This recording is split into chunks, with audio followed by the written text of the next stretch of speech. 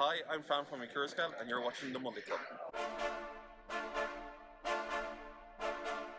It's Monday, it's 7 p.m, and the Bronx are on parade. It's time for The Monday Club, featuring your host, Jennifer Kirk, with the help of the Carpet Monkey, and your host with the Toast Topsy Toaster, and a wizard called Gandalf, featuring the sounds of the Glasgow Symphony Orchestra and the musical stylings of Gordon, the music maestro. Let's get ready to loco! Ho, ho, ho! Ooh. Hello and welcome to WWC Next.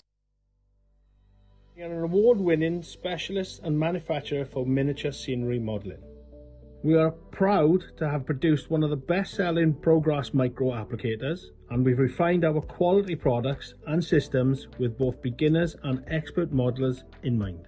We supply and manufacture everything you may need, from static grass applicators, static grass tufts, handcrafted MDF and hand-poured resin products, all designed and curated in-house, with you, the modeler, in mind. You can find us at www.scenics.com or in store at Unit 6, Buford Court, Plasmal, Swansea. A big hello to you. So great to see you and I hope to find you well. I'm Jenny Kirk and this is the Monday Club, and I'm welcoming you here to Weir Yard for another Monday night live stream where everybody is welcome. Don't forget to hit the like button and consider sharing the stream to social media. And of course, if you haven't already done so, do please consider subscribing and ringing the notification bell to be the first to know about new videos as and when they go up. As always, we have the well-bred host with the toast. It's Topsy Toaster, and he would like to say, gronk it up. Gronk it up, gronk it up, gronk it up. Hashtag not a cult for tax and legal purposes. So we've got The Gronk It Up cult Oswald is Street not Road a cult TMD, for tax and legal Jenny Horton, purposes. Sarah Your Davis, merits may vary. J. Paul Anderson, Mousehole Rail, Leslie Gilpin Railways, Valleys 56XX, Turrico 00 Railways, 3B Rail, Hot Dog Pilot Andy, Flymo Chairman 1, Peter Jackson, Cheadle Heath, Hillside Junction, Alan Reynolds at Buckland Junction, aka PVA J Cloth Alan, Harry Sedgwick, Richard Swiderski, Hot Dog Pilot Andy, Mick 92, Simon Trent, Railway Showcase, Joshua W56, The Growler Blackwood Engage Layout, Mike Lane, TT120, Peter Jackson, Cheadle Heath, Richard Swiderski, Awesome Bricks, Jerry BVR, Stephen McLay. It says hi everyone from New Zealand. Who else we got? Madenstein Railway says good evening, Jen and Zoe and all the rest of the Monday Club crew. Nick at Bletchton High Level said a big hello to everyone. Big hello to you too. So great to see you and I hope you find you well. The guy who's watching from New Zealand, he's watching the Monday Club on a Tuesday. Hello from the past, all you people in the Antipodean Collective. It's great to see you and I hope to find you well. DJK 666 says, I had sesame snaps. Dagan Johnston, good to see you. Martin Shipman says, nice to have you back from your travels. Yes, Zoe and I were away on Saturday. In fact, we were away for more than just Saturday. But there was a show on Saturday in the Devon village of Rattery at Rattery Village Hall. This was organised by Sven van der Hart of Tram Fabrique, who was in the chat. I saw him earlier on, Mac Navi. Great to see you, and it was a great show. And it got us thinking, actually, about whether smaller shows are actually better than the bigger ones. And we had a great time, didn't we? We did, and apparently the show broke the village because so many people turned up. I think it was so successful. But also has blown away the number of Monday Clubbers and people who follow the channel at large. Who actually did a double take and went, oh, what are you doing here? You're not from around here. Yeah, you're not from these parts. And I thought the local sightings for local people would have stopped you from finding us. Actually, no, it was a lovely part of the world. It was beautiful. So a really good time. It was a new show, first time that it's ever run. So hopefully, actually, it might run again because I thought that went really, really well. It was a very good show, and that's what got us wondering about the question today, which is, are the big shows necessarily the better shows, or is it better to go to your local ones and enjoy the smaller, more, let's say, more condensed goodness? Jerry BVR says, Antipodean Collective sounds like a Doctor Who character. Yes, it's like, oh no, it's like the place we went to. No one can stop the Antipodean Collective, Doctor! Not even your TARDIS! Yeah. Not evil. The evil Trago Mills. Actually, we stopped at Trago Mills, and we just thought at the time it just sounds so much like a James Bond villain. I did enjoy playing. Come to my lab. But I did enjoy playing Ninja Turtles on that. Actually, they had some great stuff there. Actually, we thoroughly enjoyed our time at Trago Mills. We did, of course, drop in on the former Blue Peter layout. We did film that. There'll be a video coming of that at some point over Christmas. And this Friday, we will be showing our video footage from the Rattery Small Train Show. Now, the whole point of the show was also not just to have a show in Rattery. I think that part of the world doesn't necessarily get a lot of exhibitions. There is one at Newton Abbot, I think, this weekend coming. But also to sort of showcase that you don't need a huge amount of space to be able to actually have a really nice layout. Absolutely. But before we go any further, Jen, do we have a sponsor? Yes, we do. It is War World Scenics, the place to go for all of your grassing needs. Well, not quite all of them. If you wanted to put it in a then I wouldn't do that with it. But certainly, if you want to create amazing landscapes, then certainly War World Scenics is the place to get all of your grassing needs. And certainly, if you see any grass or terrain here on any of my builds, rest assured that static grass comes from War World Scenics.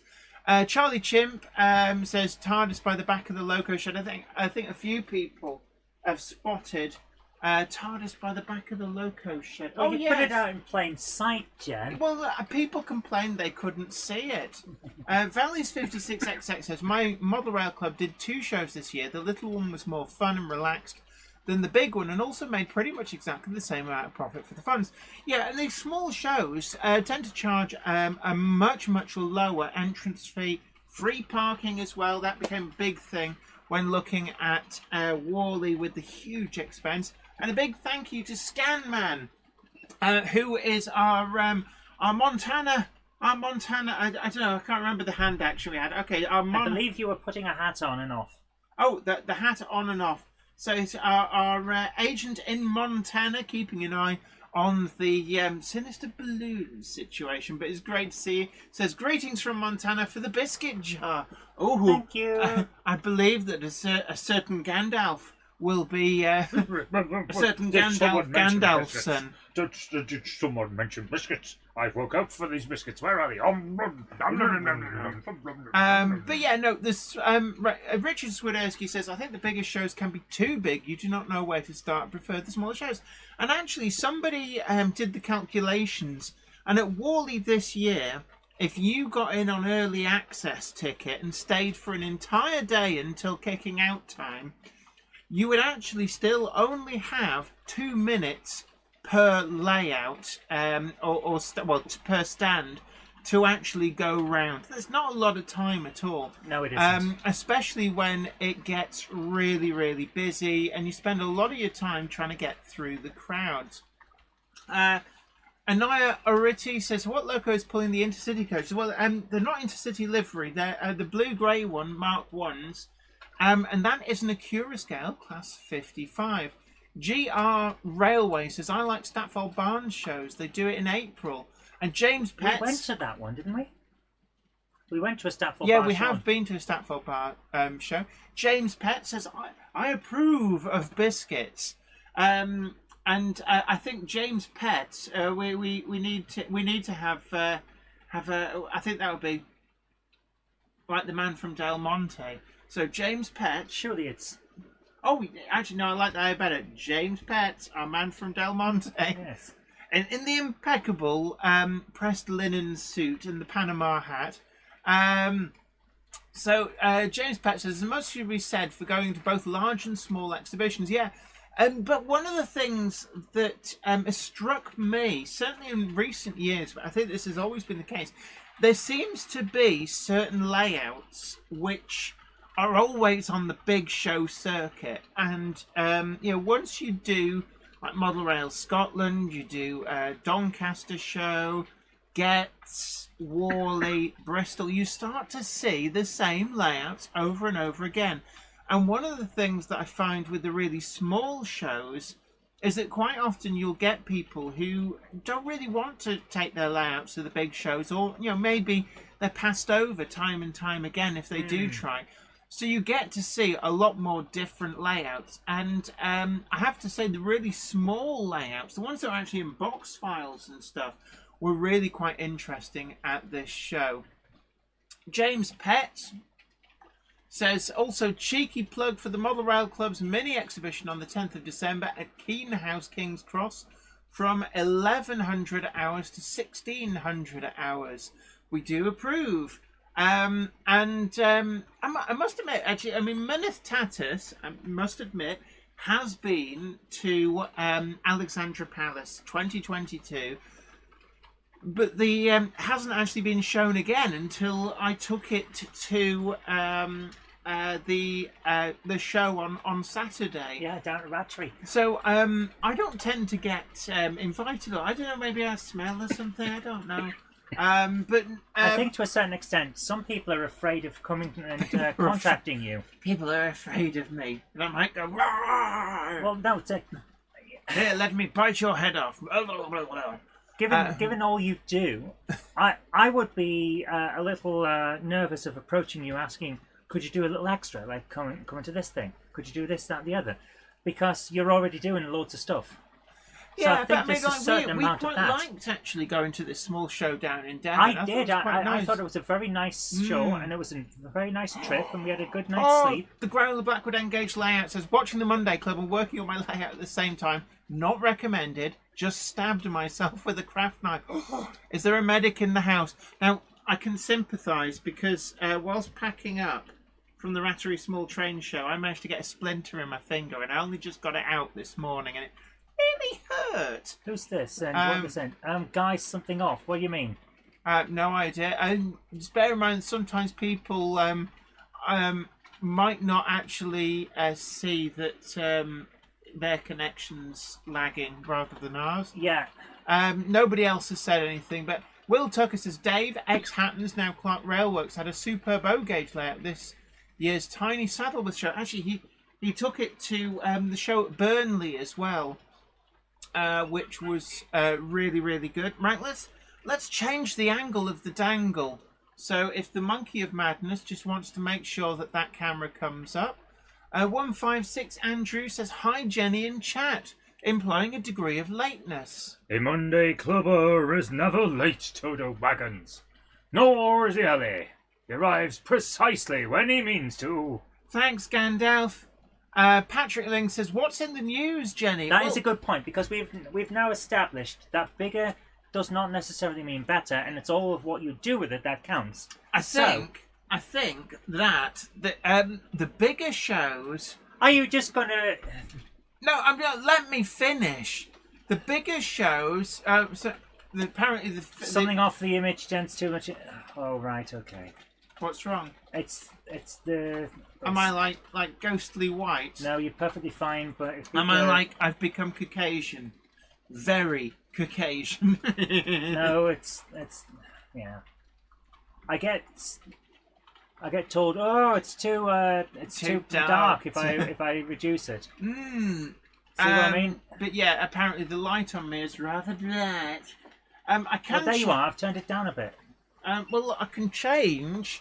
Let's have a look. Yeah, that didn't help. Now it looks like you're being interrogated. Okay, well, there we are. Is that better? No. That's the light we always use. And that's the issue. That's why I can't do anything about it. So I'm afraid Hillside Junction has joined the Jenny Kirk channel membership. Great to have you along. Don't forget that all Jenny Monday Club channel members get early ad-free access to the Friday video. So thank you very much for your support.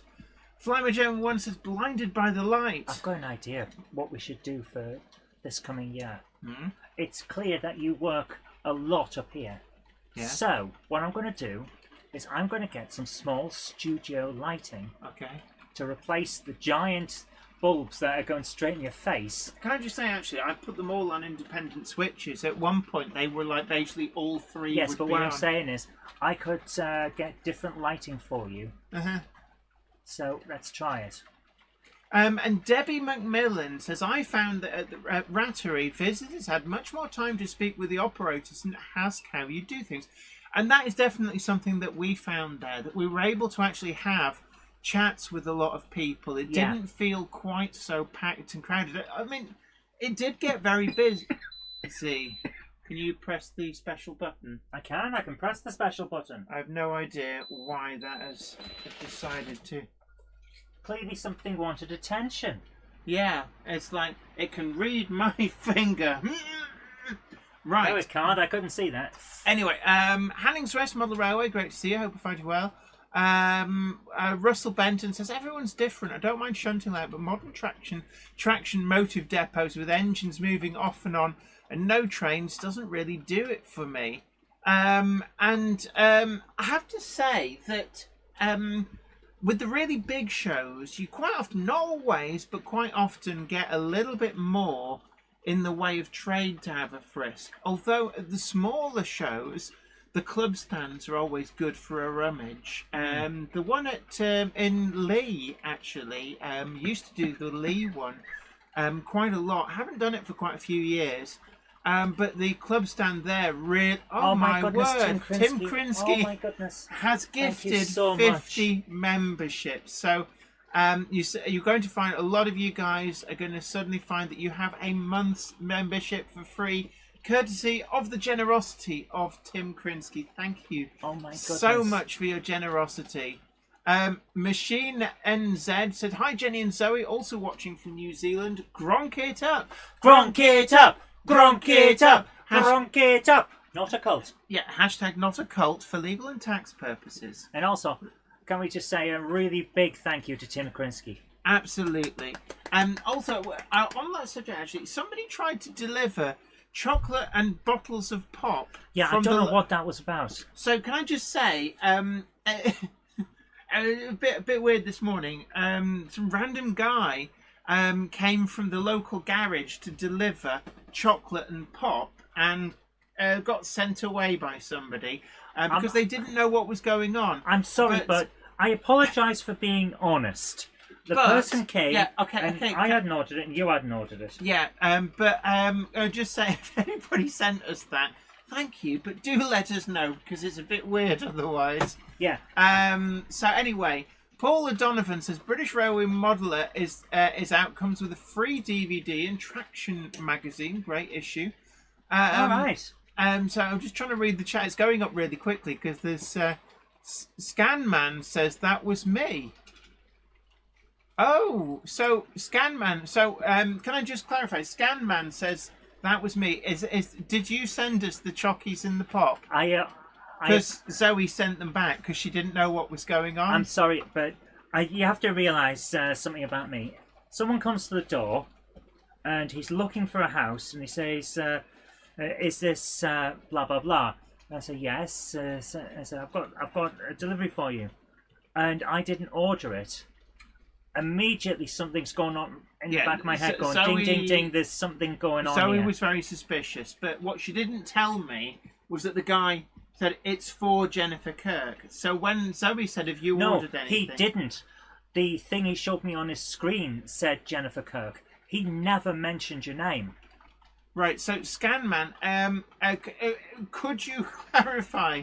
Did you send the chocky bars and pop? Because if you did, I hope you got your refund. I hope you got a refund, because we didn't know they were coming, and it rather caught us off guard. Yeah. So do let us know. But thank you so much. Yeah, James Petts says, I can well understand Zoe's reaction. Tim Krinsky says, Zoe is a politician. Nervous people. Yes.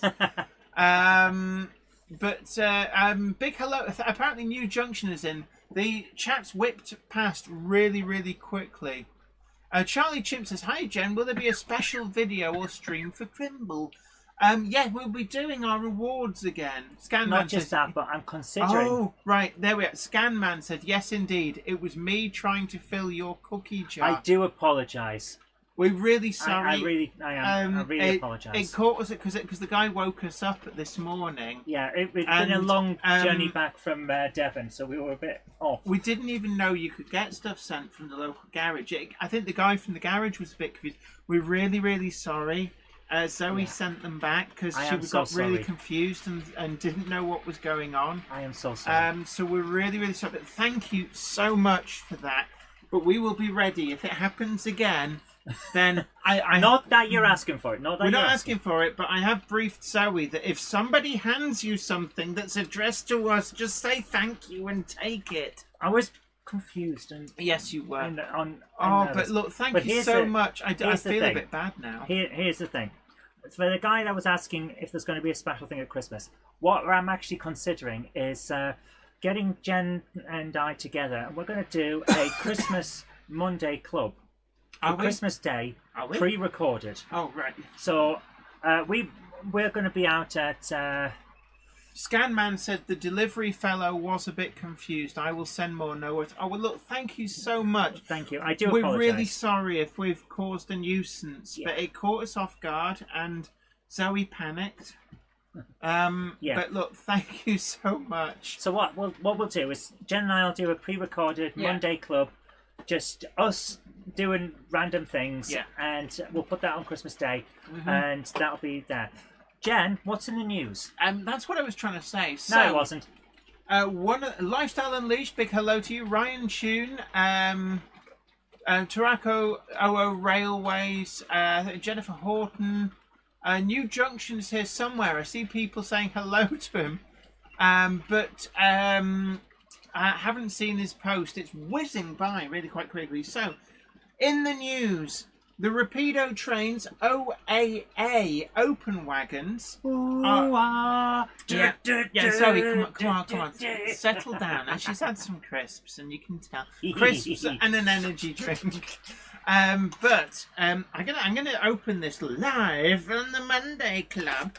So these have started to arrive in shops, and the OAAs actually quite long lasting. I'm told that there's only 2 entered preservation, and the final 2 are currently in the process of being towed away for scrap. They may even have been broken up, which does seem a colossal shame. What happens to a frog that breaks down on the side of the road? Goes ribbit. It gets towed away. So, one of the things that... Right, can I please do this? I keep getting interrupted. I was filling the dead air while you were opening the box. So we've got... Let me make me... I'll press the rostrum Okay, you press the button. Extend! So we've got the OAA from Rapido Trains. They very, very kindly sent one over. And the first thing that struck me about this is just how heavy it is. This is far heavier than the OBA and OCAs, which are currently available from Bachmann and have been for some time. Now, the OAA has been made available in, I think, the 80s from Hornby, but this is now a proper scale model, and the detail on the underside really is quite incredible. So there we are. I'm just trying to get that to catch the light. You can see we've got the actual frame and planking of the actual wagon, but this has got somewhere in here. There is a very heavy weight. I think it is a die-cast chassis, and this is something that we did see on the Cavalex BBAs, using a die-cast chassis to hold a lot of low down weight. Yes. There's New Junction. Big hello to you. Great to see you. So this is the earlier version. They're doing a Civil Link version, some of the later Rail Freight grey and red versions, and also the earlier brown versions. This one actually predates the TOPS code. So this is Open AB with the ABN circle. That basically means Air Brake Network. So this is quite an early air braked wagon release.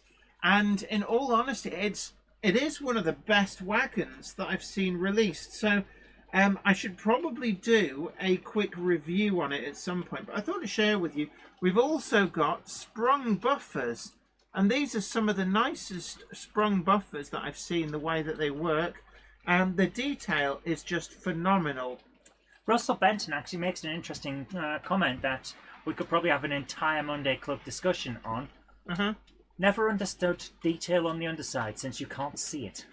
Yeah, I know what you mean. I think it's a case of manufacturers do it because they can. And it's almost become a little bit of an arms war that it's like there's some people and they get so obsessed with oh well this one's better because look you can see the underside detail and it's like yeah but when's your wagon ever going to be upside down? Yeah, if you're running your wagon upside down, you're doing something wrong. So I'm going to add that to the back of the air brake train. So you'll now see that doing the rounds. But that should now be in the shops. I think it's £39.95. So it's slightly higher RRP, you might think. But from my point of view, it is a really, really well put together wagon, and I can well recommend that. So we will be featuring it in a video at some point sooner rather than later. But I just thought I'd share that with you. Topsy's turning his Browning knob in anticipation of seeing that review. Excellent. And yeah, somebody said, isn't that something that would interest Wardwell Restorations? Yeah, the thing is that there are two things that make things not quite straightforward to buy old wagons and stuff and preserve them. One, and this is arguably the most important, money. Now, Ollie is not a cash machine. Isn't he? My goodness. No. So, obviously, he's done incredibly well. He's just recently bought an ex-Esso tank wagon, which will be going into his restoration queue. So he's doing really well. He's got 3 wagons, I think, at the last count, plus a diesel locomotive. But yeah, all this stuff costs money. Then there's also having somewhere to keep it. Yeah, having somewhere to keep it. These things take up space. They do? Wow. So, this is all news to me. Owen the Rails has got some OAAs today. Lovely wagons and are heavy. Well done, Rapido. It's one of my favourite Rapido wagons. I have to say, they really have excelled themselves. Mark Wilson, the man with the DeLorean. I can't remember what our hand signal was for you. I think it was something like putting the life preserver on to get in the DeLorean. Actually, no, it would be waxing the DeLorean. Or maybe filling up Mr. Fusion with an old beer. But hi, Mark. It's great to see you. You have managed to escape a little bit of Gandalfson action. Bangor U Junction, Carl Brand says it's cold in the shed. Yes, it is very, very cold at the moment. Scanman says many North American model railway folks do not have layouts and are really collectors. These folks demand the highest detail and prototypical accuracy. Yeah, I could see that. I think there probably is quite a rich vein of people who just collect stuff. But generally people have some kind of layout. Even if they got something small, they might have a massive collection of stuff. But it's unusual that people wouldn't have at least something on the go.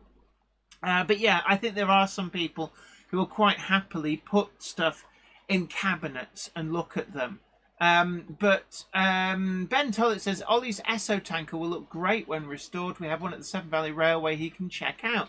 And what surprised me actually is the Esso tanker that he's got. They were still running on BR, unfitted, right up to the early 80s, and I hadn't realised that they lasted quite that late.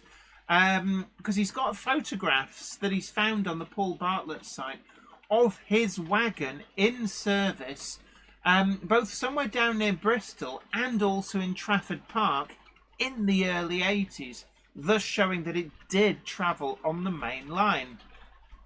Andy81E says, hello Monday Club, did you have any snow for your outdoor railway, Jenny? Yes, we did, but it was the wrong type of snow. It was quite wet snow, and it kind of melted and faded away by the time we got up and out and about. Will Tucker says, Julian of Station Road fame in Christchurch, New Zealand, was suffering in 34 degrees in his latest video today.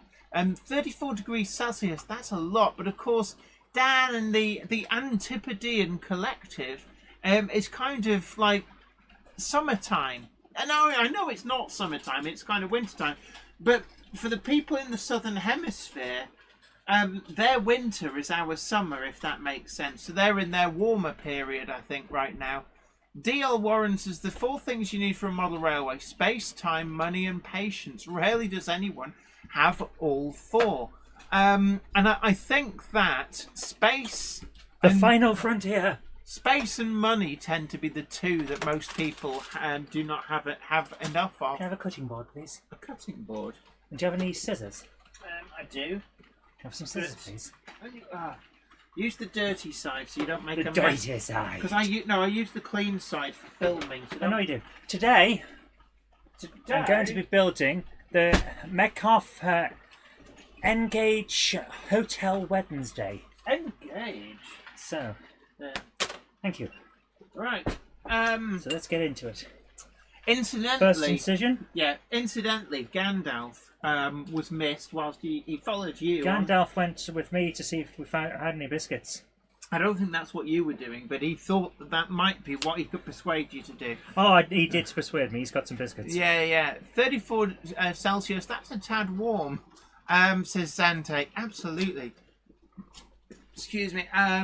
Yeah, that's the thing about American stuff, though. It's 100 degrees in America. That means it's pretty warm. In Europe, that means you're dead. Yes, the difference between Fahrenheit and Celsius. Let's just say that 0 degrees Celsius is 32 Fahrenheit, but I believe that 100 degrees Celsius is about 212 Fahrenheit. Yeah, So we don't tend it's to different. So, I mean, whilst I'm sort of at the changeover point, the very end of the changeover point, whereby in school I did learn the imperial system of measurements as well as metric. So I do know feet and inches and all that sort of stuff and how they all relate. Rather nice. But I also know metric. But Fahrenheit seems to have disappeared in the UK a lot further ago. Celsius Because it's not as useful. Celsius was embraced a lot earlier, so never taught Fahrenheit. Worthington Model Railway says minus 38 Fahrenheit and Celsius are the same. I was always taught it was minus 40, but it's about the same. Jerry Morris asks, what's the coach behind the Deltic? And well, immediately behind it is one of the Model Zone exclusive versions when they first came out of the TPO from Bachmann. And then the one after that is the Bachmann 50-foot Stanier full brake.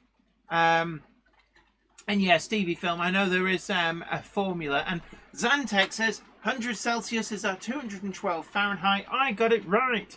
And yeah, Wiven Model Railway, I was always told minus 40 is the same in both. Phil Metcalf, Fahrenheit is how you feel, Celsius is how water feels, and Kelvin is how atoms feel. Yeah, I like that. That kind of works out. Kelvin is so useful in no circumstances in the modern world. If you're not in a physics department, you do not need it. Well, the thing about Fahrenheit was, and it kind of made sense at the time, 0 degrees Fahrenheit was the coldest temperature it was possible to create at the time. So they just thought, oh, well, we'll call that 0. And it seemed sensible at the moment they came up with it. And And Zandak says, because there are more increments, Fahrenheit scale is more accurate than Celsius. Although decimals exist. Yeah, so actually, not really applicable. But Hanning's Rest Model Railway says, I use feet, inches, and centimetres. See, I tend to favour inches and feet. I don't tend to use yards. Yards is a bit of a weird one. I like the British method. I use miles as well. I despise kilometres. Will not use them. I don't like litres. Only because you don't like the French.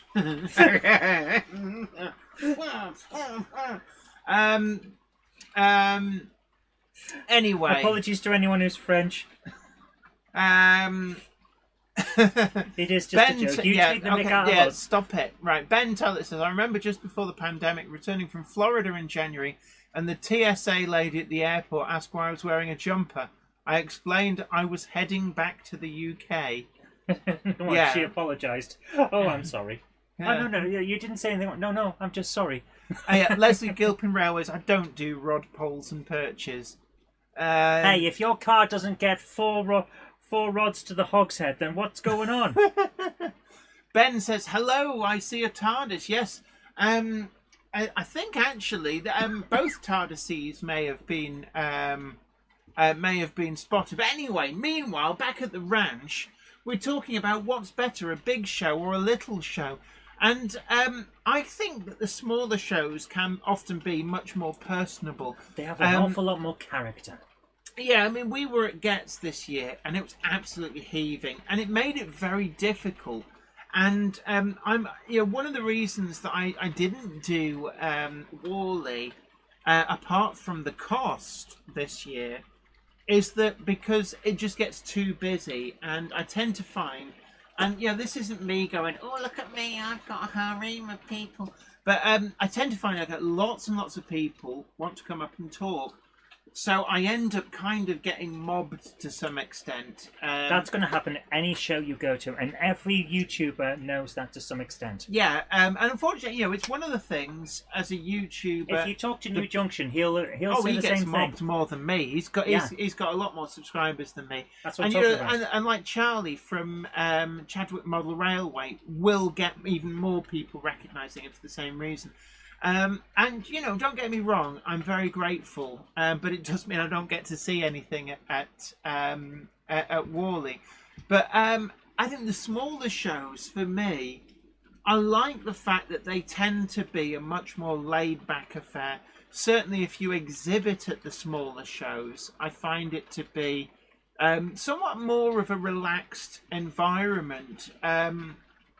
And, I found that I got to know people better at the smaller shows, because you could actually chat with the people who had the model railway next to you, whereas at the bigger shows, because there's so many more people, you're more focused on talking with the people in front of your models. You never get to speak to the people with the display next to you.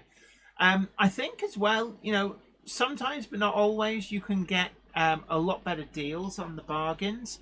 That said, at Worley, at Doncaster as well, you've got the likes of Clark Railworks, always worth a frisk.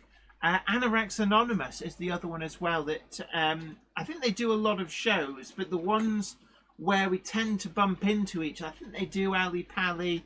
I think they were at Getz. I'm not sure. I didn't get to go round all that much.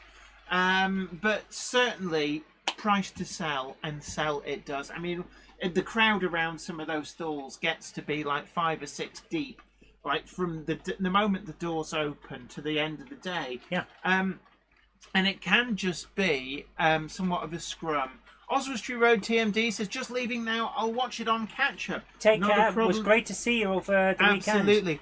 Oh, and Dominic Z, our Kickline correspondent, great to see you, hope you're well. We've got Wolf. And Leslie Gilpin Railway says, Anorex did a really good stand this year. It's always a good stand. And, big up to everybody at the Anorex Anonymous posse. Always great to have a frisk of your stand. Always great to frisk you.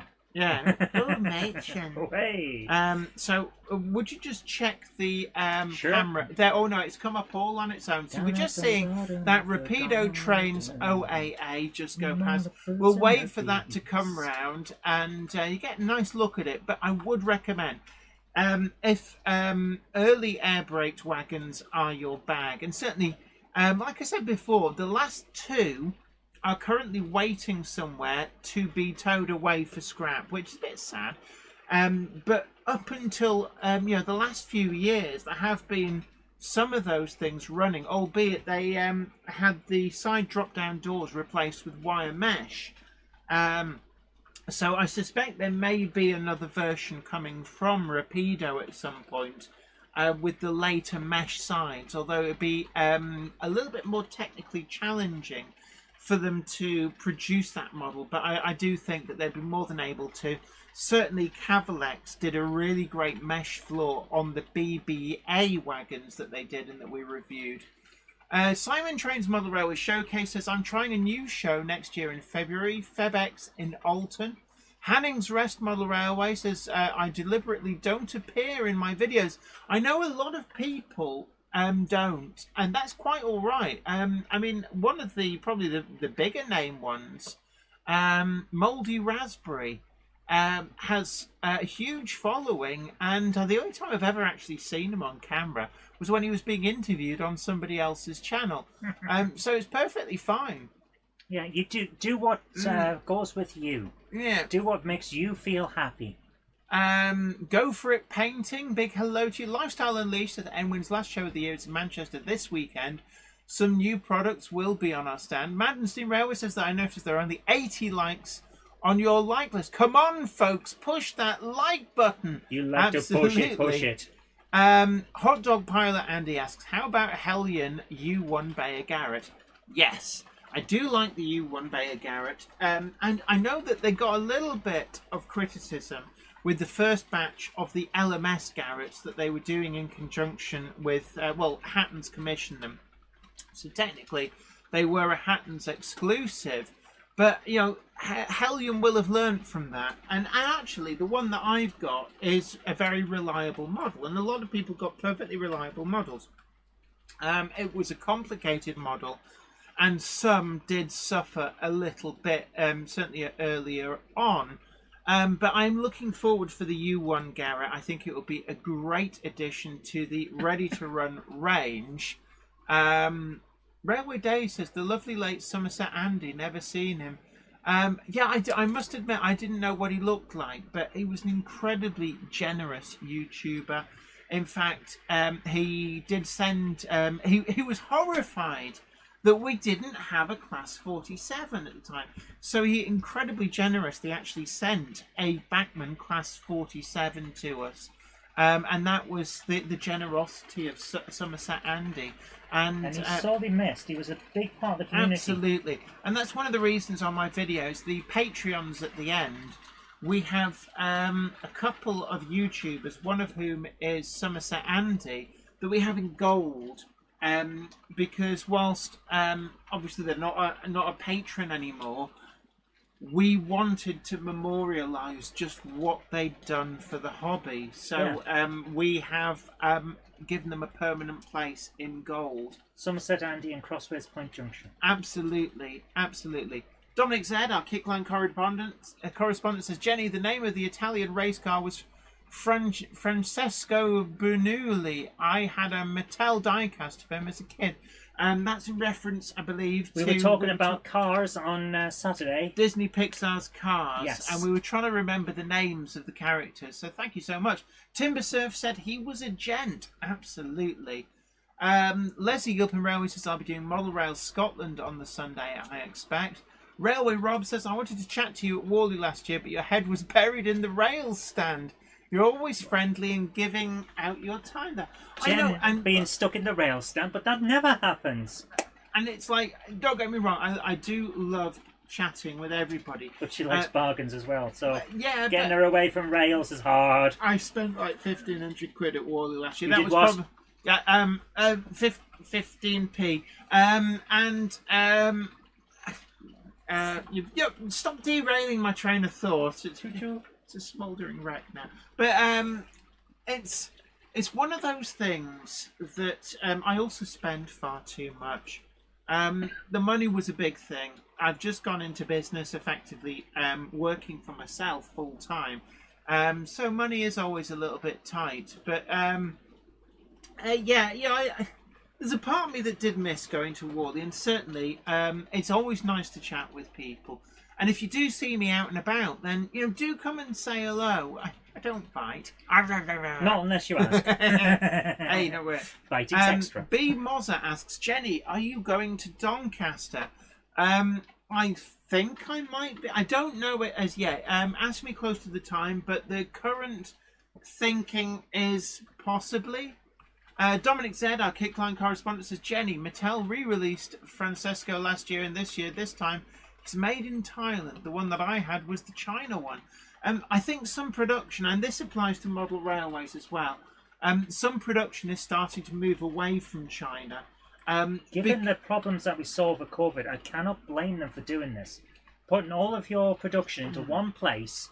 With the lockdowns and everything, Yeah, it did become an shows issue. just how easy it can be to suddenly lose control. Yeah, and also I think as well, China's become a little bit of a victim of its own success because you're looking at huge waiting lists to get production slots in factories. If there's a problem and you miss the production slot, you're having to wait a long time, sometimes several years before you can get another slot. And if a model proves to be unexpectedly popular, there's a lot of inflexibility built into that. You can't just make more because the factory slots are all booked up years in advance. Yeah. So I think a lot of companies have started to look at producing stuff in a variety of places. So we've seen a lot of production move to India. We've seen production move to Thailand, Indonesia. But also Eastern Europe. Romania is a place that's Hungary as well. And we've also seen production move back, inshoring. Certainly in the UK, we've seen Humbrol move production back to the UK. Some Airfix kits did come back. But then Dapol as well has done a lot to effectively start producing as much as they can in the UK. We've seen a lot of production in the US as well try and do that. And also I think it just makes sense to spread them out. Yeah, and also in terms of supply chain issues, if you make stuff in Eastern Europe, it's a lot easier on the supply chain, and that has been an issue, getting shipping containers. And the cost of manufacture in China has gone up a lot. We've seen that with the products that are coming through. So, we're looking at the brand new versions of the Bachmann Class 411s are coming out at, I think it's like nearly £600, and just under goodness. 600, something like that. I'm sorry, but that, for the majority of our audience, is unsustainable. Absolutely. And when you think the original RRP on that tooling was something like £89.99 when the very first versions came out, it's just that's just a fact of life. Graham Falston, it's great to see you. He says, hi everyone, hope you're all well. Jenny, I just love the look of the standard Vanguard in the frame shot. Thank you. Yeah, the Beetleback Vanguard with a little bit of weathering. Normally there's a farm tractor that sits there, but my dad keeps mithering me. He said, will that tractor never move? And he said the same. Your dad got bored. Yeah, it used to be a Series 1 Land Rover there before the farm tractor, and he said the same about that. Yeah. So I do try and move stuff around.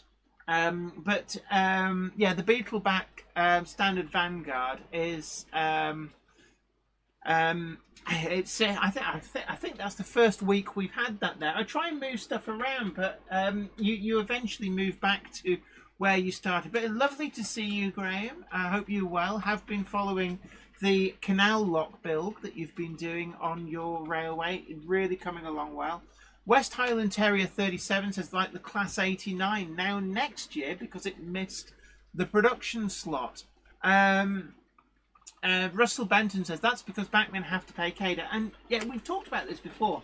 Now, Bachmann is owned by CADA, but In effect, there's an internal market going on because CADA's production facilities out in China, they can make a lot of money making parts, say, for the automotive industries. They've also got like Bachmann USA, Bachmann China, Lilliput, Graham Farris, all of these different sub-companies. And effectively, they have to bid for factory time. And they have to bid at a level that the parent company doesn't go, well, we could make twice as much by making seatbelt fittings for the automotive industry, or ducting and piping, or vanity covers for, say, Mercedes-Benz or Jaguar or Chevrolet or any other number of things. Yeah, so there's a lot of the cost with Bachmann. Yes, it's more expensive to manufacture in China, but effectively, to get product made in the CADA factories, they have to pitch the price point to make it worthwhile for the parent company, and unfortunately, that can push the price up. Yeah. And I think in some respects as well, that's why we've seen an expansion of the EFE rail range, because these aren't being made, as far as I'm aware, in the CADA factory, and certainly some of them subcontracted in from Hellion. There'll be other factories as well. It's something that they can kind of get around that a little bit. So we've seen some quite good deals on some of the EFE rail stuff.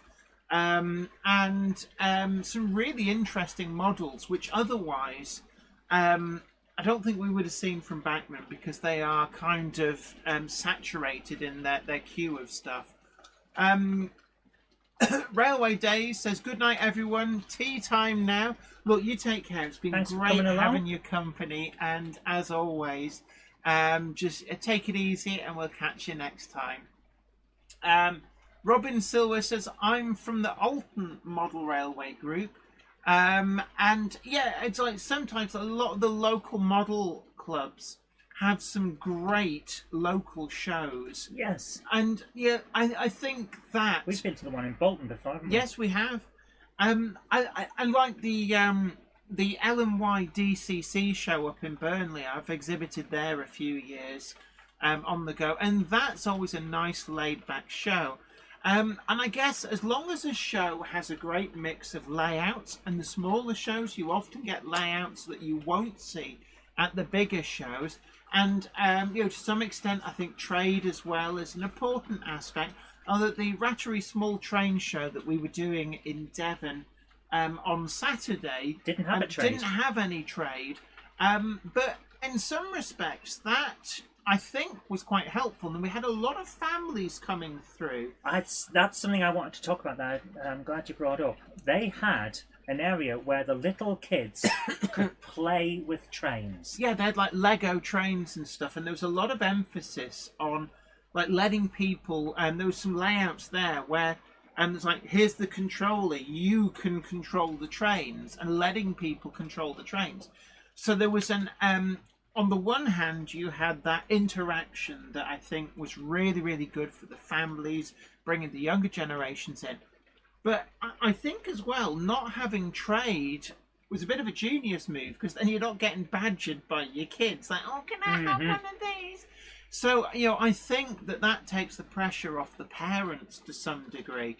Now, I don't think it was advertised as having no trade, but I think that one of the take-homes from that was that in not having any trade, I think people felt there was much less pressure on buying stuff. Yes. So you could concentrate on actually looking at the layouts. And having a bit of fun. Yeah, and I've seen Worley is probably one of the ones where this happens more than others. But you get those rugby scrums, people heading for the trade because there's this fear of missing out on the bargains. And could you just make sure the camera comes up? Yeah. And it's it has to be said that, sometimes that can put a lot of pressure on, because it's like, oh, there's going to be a bargain I can't miss, but I can't afford to spend a lot of money. And that can become a little bit stressful, I think, for some people. David Scott says, Rotary Club of Great Aycliffe show coming up on the 23rd of March next year. Dominic Z, our Kickline correspondent, says, Jenny, Mattel made the Disney cars diecast line since 2006 and 2016. They introduced the Daredevil Garage app where you can scan a Disney Cars diecast vehicle and play with it in the game. Hey, I now like that. That's a good idea. That's like a variant of the Toys to Life thing that Disney Infinity was. And I thought that was a great idea. Larry Rogers says the local club members in Mobile, is that Mobile, Alabama? Is that in I Alabama? believe it's Mobile, Alabama. Or is it New... is it Alabama? I'm sure it's Alabama. Let the kids have the remote and run at their show. Sue at Putnam Junction says, did you see Hobbycraft are going to be selling Airfix again? Yes, I did. Now, they used to be quite heavy stockists of particularly Hornby, but that seems to suddenly fall by the wayside. And that was about the time when Hornby kind of fell out of favour with the idea of selling in model shops. Was this the tier system again? And before that, Wow. this is when they it was like, no, we want to do a lot more direct sales. And I think maybe this could be a kind of relaxation of that. I think the new management at Hornby have realised that actually the objective of this is to sell stuff and make money. So I think it's a great development. Certainly, I always enjoyed going down the model aisle, but I don't think Airfix never really fully went away. There was always model kits in Hobbycraft, but I can't guarantee that I've seen Airfix there. I've seen Revel. There was Revel. a lot of Revel. Oh, they love Revel. And Italeri. Yeah. Zantex says, plus it's too cold to spray right now. Yes, if you're using any kind of spray paint, so if you're using either aerosol cans or you're using an airbrush, do bear in mind that below a certain temperature, it just doesn't work, and you're more liable to ruin what you're spraying on. Yeah, so just be aware of the temperature and be careful, guys. Yeah, and we're quite lucky. We're in a fully insulated room here in the house. Your fully insulated eco-dome. Yeah, my eco-dome. And it has to be said, I'm around pressing the button. Just make Pressing sure. the buttons, sis. We're quite lucky up here that I can do painting and stuff, and it will dry even in winter.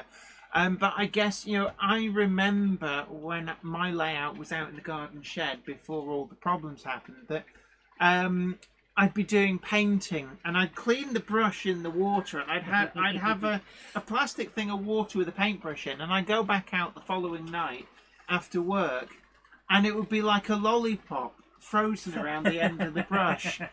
Because a brushy pop. And that's how cold it used to get. Yeah. Peter Jackson Cheadle Heath says there is a new show at the NEC next year that has model kits and other model hobbies as well as rail related. Yeah, I'm quite interested by that. I think, is it BRM who is running that show? So it'd be interesting to see that, because will it be like Wall-E Take 2, or are they going to be trying to do something very different? I would like to see that as well. Let's see if we can get there. Russell Benton says, yeah, my loft freezing, but fortunately the Monday Club gives me my model railway fix. Boom! Oh, that makes Topsy very, very excited. Thank you while I'm cutting. Yes, thank you, Topsy. Yeah, you're welcome.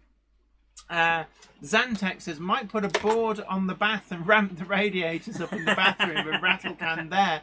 Yeah, just bear in mind that overspray can be a bit of a kicker if you get it on the tiles and stuff.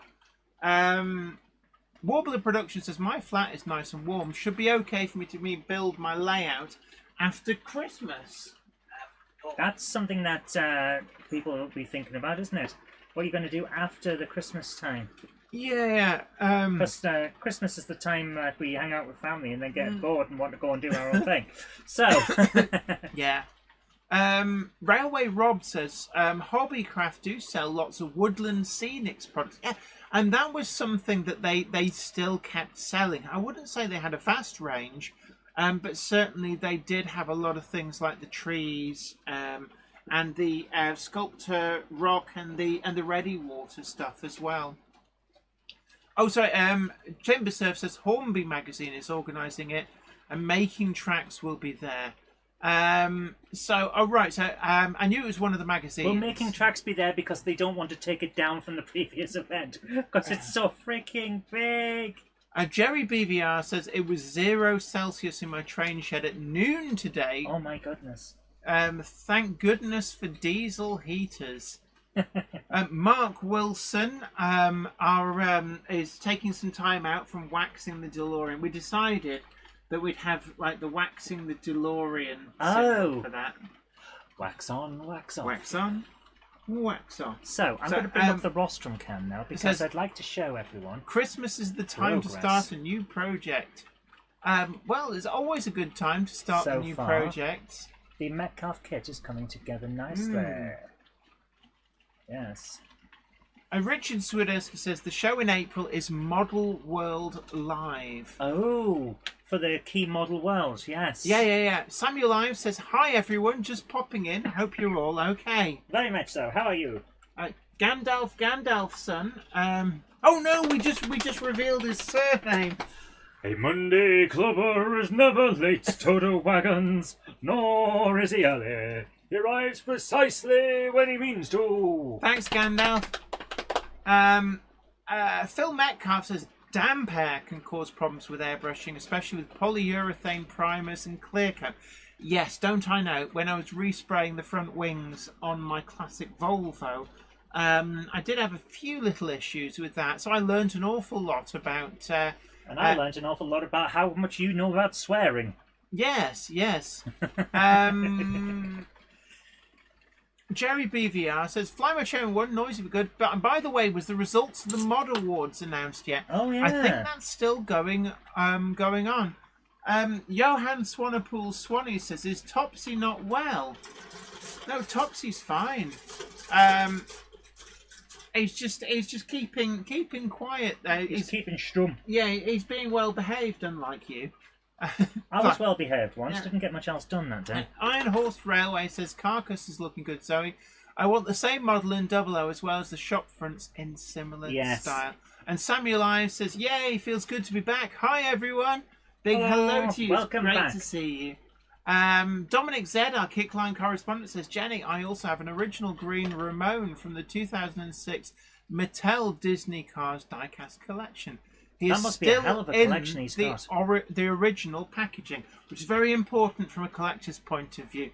And I must admit, I like things that were in boxes because you could take them out and then put them back. What I don't like are those blister packs. Yep. Because for two reasons. Because they're basically bin fodder and they have the plastic blister, not recyclable, the plastic blister, and it just seems wasteful. But also, you can't play with the thing. Here's a fun one for you, though. Yes. When some toy companies went to all cardboard box packaging, their sales went down because people thought they were jigsaws and things like that. Apparently, people are now programmed to expect a toy to be in a plastic blister pack. If you put it in a box, they don't buy it. What the hell? Just press the button. The hell is... Don't know what's going on there. Have you got an intermittent shot? I think it's one of the locomotives, and I think I know which one is occasionally just catching an insel frog point. Oh, you've got to be careful with your insulated frogs. B2000 RO Toys channel says, hi Jenny and Zoe, I finally turned a River Rossi Berkshire into the Polar Express loco. Nice. I've also got some passenger coaches to repaint to match it. And actually, this is something interesting that I've spotted at miniature railways, at preserved railways. We're seeing a moving away from Thomas the Tank Engine. That is true, true, and the reason for this is because it would appear that the franchise owners are demanding far too much money for the licensing. And it's almost as if it would appear greed is killing Thomas the Tank Engine. Well, it had to happen at some point. And it's because they've been through so many sales.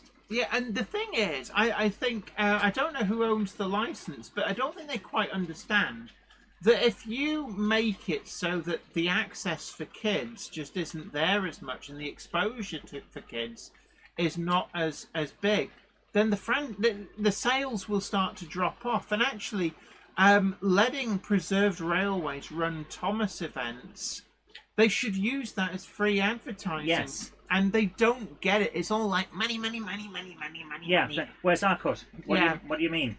But what we're why would actually you want a cut? seeing is a lot more Polar Express trains running. And it's very interesting. I think there's a new generation of kids that, for them, their exposure to railways is Polar Express, not Thomas the Tank Engine, which is really, really... It's quite interesting the way that styles change. So we were at Trago Mills, and the miniature railway was running with a live steam locomotive, and they were running Polar Express runs, And it was incredibly popular. It was well patronised, and I have to say that it would seem that Thomas the Tank Engine is being squeezed out. Warbler Production says there are 2 railways that do not have to pay any licensing fees for Thomas events: Talyllyn and Neen Valley. I knew Isn't about that because they're based on Thomas is based on them? I do believe that the Talyllyn has written authority from the Reverend Audrey, because he was involved with them, and the small rail, the Skarloey Railway was based after them, and I don't know the truth of the matter, but I believe that there have been incidents where the current license holder tried to sue a preserved railway for having a locomotive in the livery that the locomotive appeared in the Thomas books, because they didn't quite understand that actually the Thomas books were based on the real thing. So I think Stepney. Oh my goodness! I don't know the truth in this, but I had heard a story that the Bluebell Railway had a cease and desist, and they wrote back and basically went, "Get lost." Uno reverse card, please. Yeah. And Warbler Production says Reverend Audrey was a volunteer at the Talyllyn. Neen Valley is home to the official Thomas locomotive. Oh, that is so cool. We've got to go and see it. Will Tucker says Reverend Audrey was a regular customer in my parents' bookshop. Lovely, humble man. Well, a proper reverend. Yeah. And of course, a lot of it, the railway books were inspired by things that he saw around him. So, not only saw, but did. There's one where there's a train leaves someone behind, and at the end of the book it's and I guess we'll never know who actually caused this. Oh, that was... And then they said, no, we will. It was you. Yeah. It was you, Wilbert.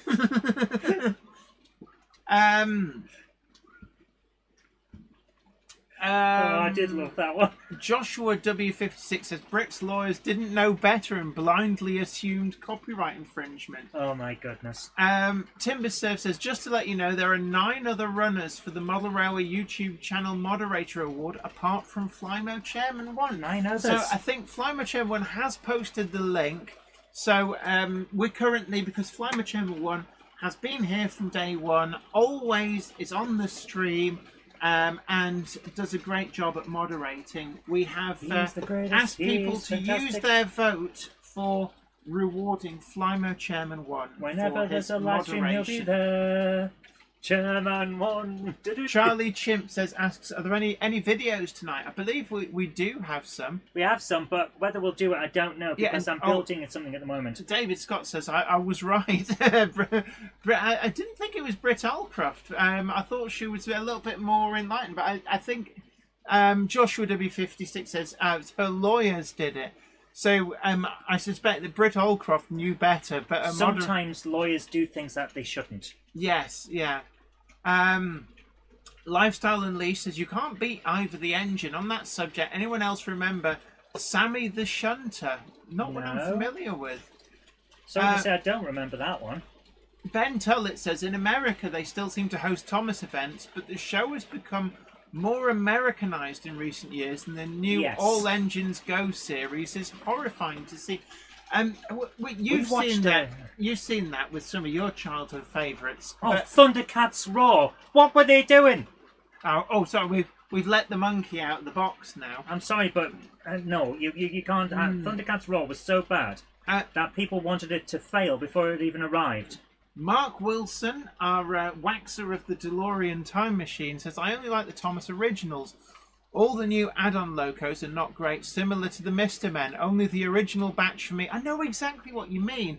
For me... I like the look of some of the new ones, but they're not original. They're not part of the canon. I'm afraid I've never even read the Christopher Audrey books. For me, Tramway Engines is the end of the Railway series.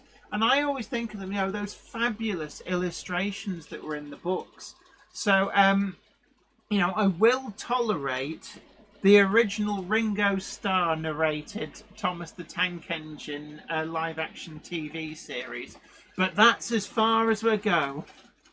Yes. And if it's not narrated by Ringo Starr, it's not the real thing. Some of the CGI, when I showed you it and didn't tell you it was CGI, you didn't know that it wasn't. Oh, right. And then, all of a sudden, they changed it to make it cheaper. And all of a sudden, but you they could did tell. the same with Fireman Sam. Yeah, Fireman Sam's just not good now. Yeah, Fireman Sam, when it looks... Norman Price, why are you all in CG? Yeah. Norman Price, why will nobody stop you from setting fire to Pontypandy? You're a menace. You're a menace, Norman. Yes.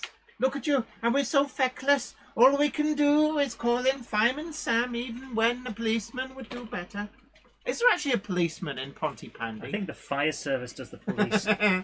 Simon Train's Model Railway Showcase says the finalists for the YouTube Moderator Awards: Digger Evans Model Railway, Barnabas Junction, Model Railway Shed Dino, Timber Surf, Finneton Central Model Railway, RGJ Trains, Flymo Chairman 1, and 1/2. Well, half.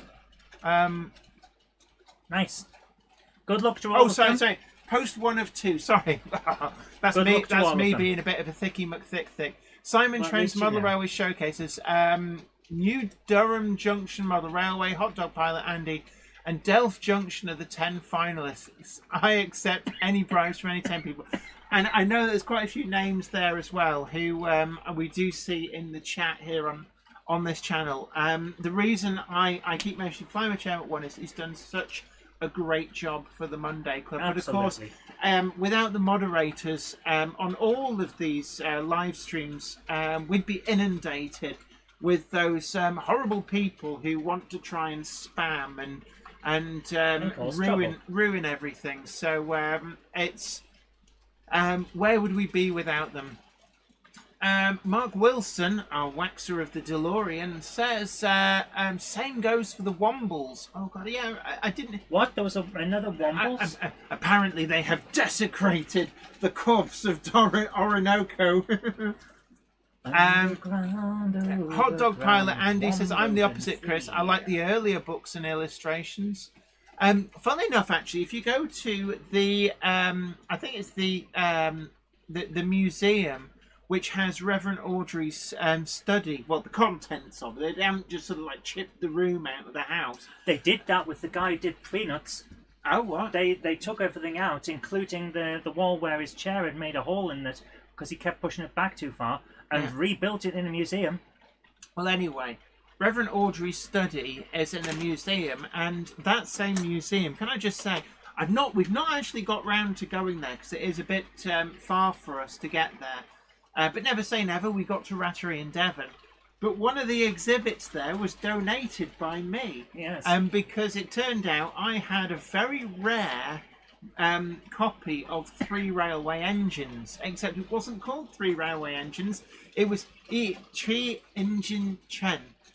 Which is Welsh for 3 Railway Engines. And although it was in very poor condition, it was the only Welsh language copy of that book that had materialised, so it's in that museum. I wonder how rare it is then. If you've got the only one that's shown up, I think they were all fairly rare in Welsh to start with. They were predominantly produced for schools in Wales as part of the Welsh language drive.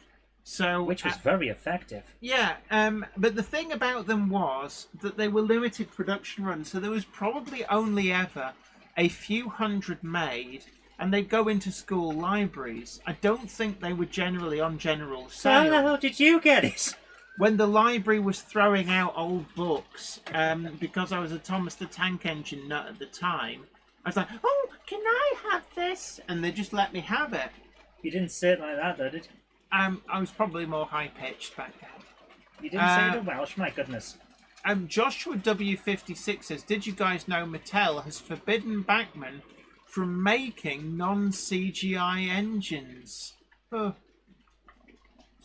That's unfortunate. I know that they have to conform to the style that they want to Well, of present. course, because And let's it's- face it, and this won't just be from their style guide and all that. If you do not conform to the style guide, kids notice. Yeah. Ben Tullett says, also by that time, the residents of Pontypandy should have been able to afford a car rather than rely on one bus service. Oh no.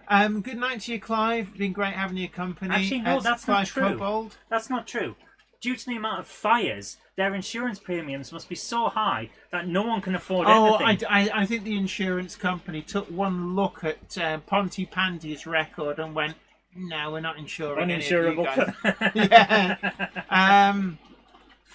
Yeah. Warbler Productions, it's Towin, the Narrow Gauge Railway Museum at the Talith Lynn. Yeah, so look out for it. A very battered copy of 3 railway engines in Welsh. And I'm guessing it'll have a little placard said donated by Jennifer E. Kirk. And it was quite interesting. I was talking to them at Statfold Barn, and I said I had this, and their eyes kind of lit up. It's like, you wouldn't be interested in letting us have it? And I said, yeah, that's fine. Give me an address. I'll mail it to you. And I mailed it to them. And they were like, oh, what do you want for it? And I said, just put a little plaque next to it telling people who donated it. And I just gave it to them because from my point of view, I was never going to read it. It was incomplete. It was missing about the first 4 or 5 pages. And it had been water damaged. And bear in, that had happened before I got hold of it. Yeah. That had happened at the school, which actually doesn't exist anymore. I was quite horrified to find that the infant school that I went to, where this had been in the library, has been demolished and turned into a housing estate. It's quite scary.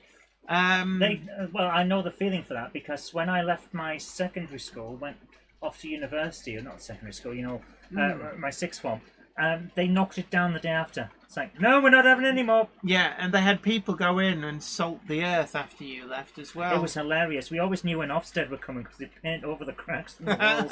The place was falling apart. Leslie Gilpin Railway says Teddy Boston's model railway was a challenge to operate, and the narrow gauge line around the rectory fun. And Teddy Boston was the thin clergyman. But was he the thin? No. Oh no. The characters are actually there's the 2 of them. I think they're in small railway engines. The one with the railway line that's kind of inspired by the Ravenglass Neskdale Railway, and I'm sure that there's the thin clergyman, and there's the 2 of them, and they are actually Reverend Audrey and Teddy Boston. Stevie Film says, I was moderated last week for using the B word, the same word Jenny used on Saturday. Which word? Jenny uses many words beginning with B, and she shouldn't. I'm afraid. Yeah, you see, it's like do as I say, not as I do. I don't do the moderation. You see, we have people for doing that. Dominic Z, our Kickline correspondent, says, Jenny, I've also Vern the Taxi Cab. It was released in 2009. It's the lenticular eyes one. That's a good word. That write that down. Oh, you should use that. So that's like it's what we call holographic. Mattel needs to bring him back into the diecast car collection. Vern and Donna Pitts share the same model. And Leslie Gilpin Railway says Teddy Boston was the fat vicar in small railway engines. That was it. I knew that they were in the. You knew there was a vicar involved and someone was small. I think they were called Rex, Bert, and Mike in the original book, so it makes sense that they were called that in the CGI version. Let's have a look. I'm just.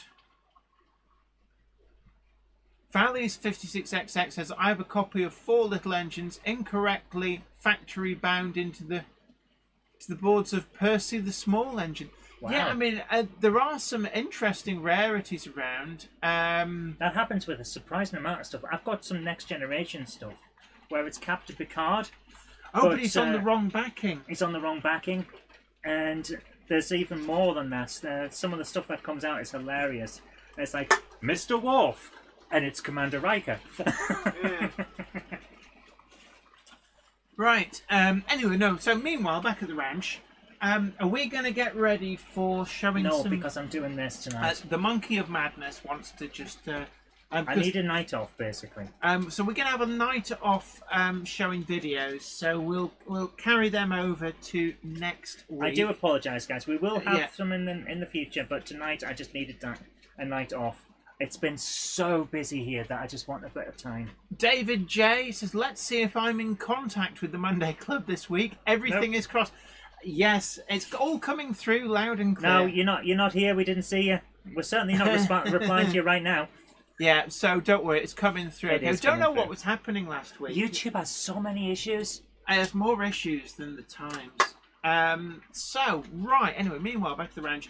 Smaller model shows, are they better than the big, large ones? And is it about size or what you do with it that counts? Oh, trust you. Trust me. So, definitely, for me, I think there's merits in both. My personal opinion is that both large and small shows have advantages and disadvantages.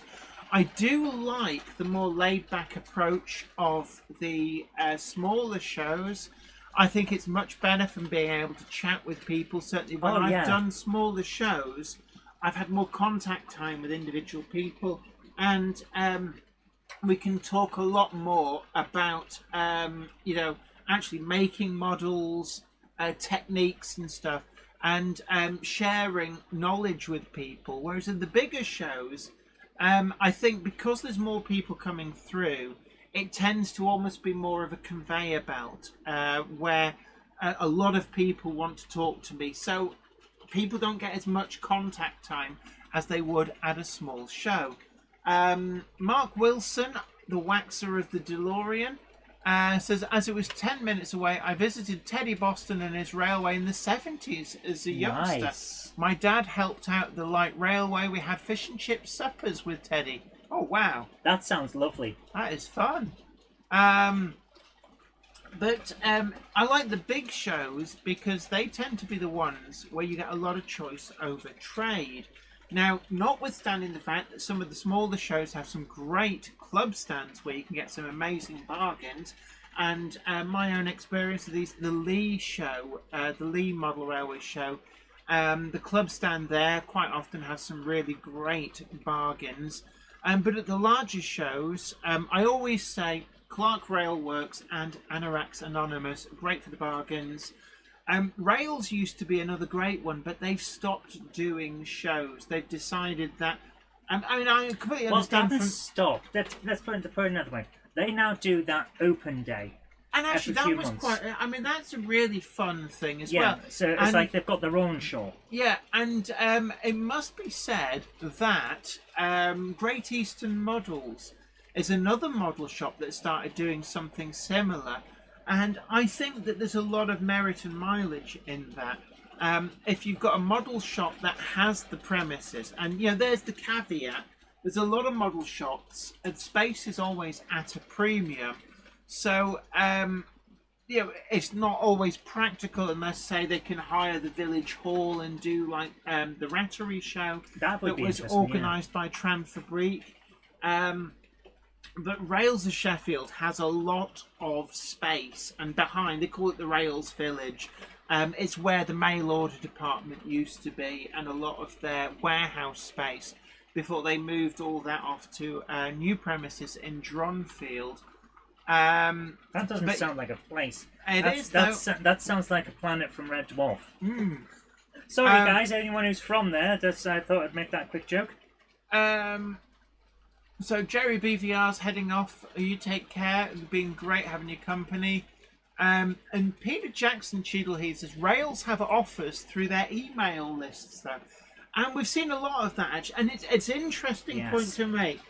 It's no longer the case that you have to get to the shows to get the bargains, which I always found to be quite pressured. It's like, oh, if I don't get to the stalls first, then somebody else will get the bargains before me. And that's why you have to flap your hands as well. Absolutely. But actually, there's so many sales on at the moment. And, we could talk about another completely different topic.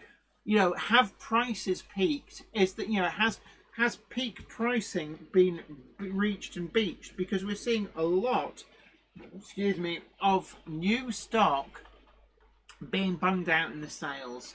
Yes, are we now in a recession?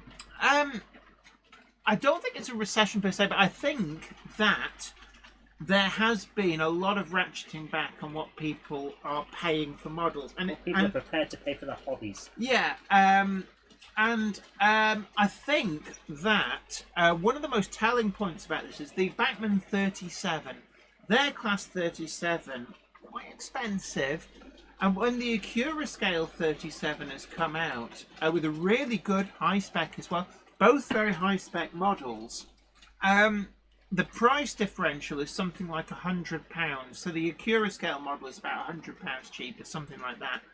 That has been very telling in that the Acura Scale 37s have sold out.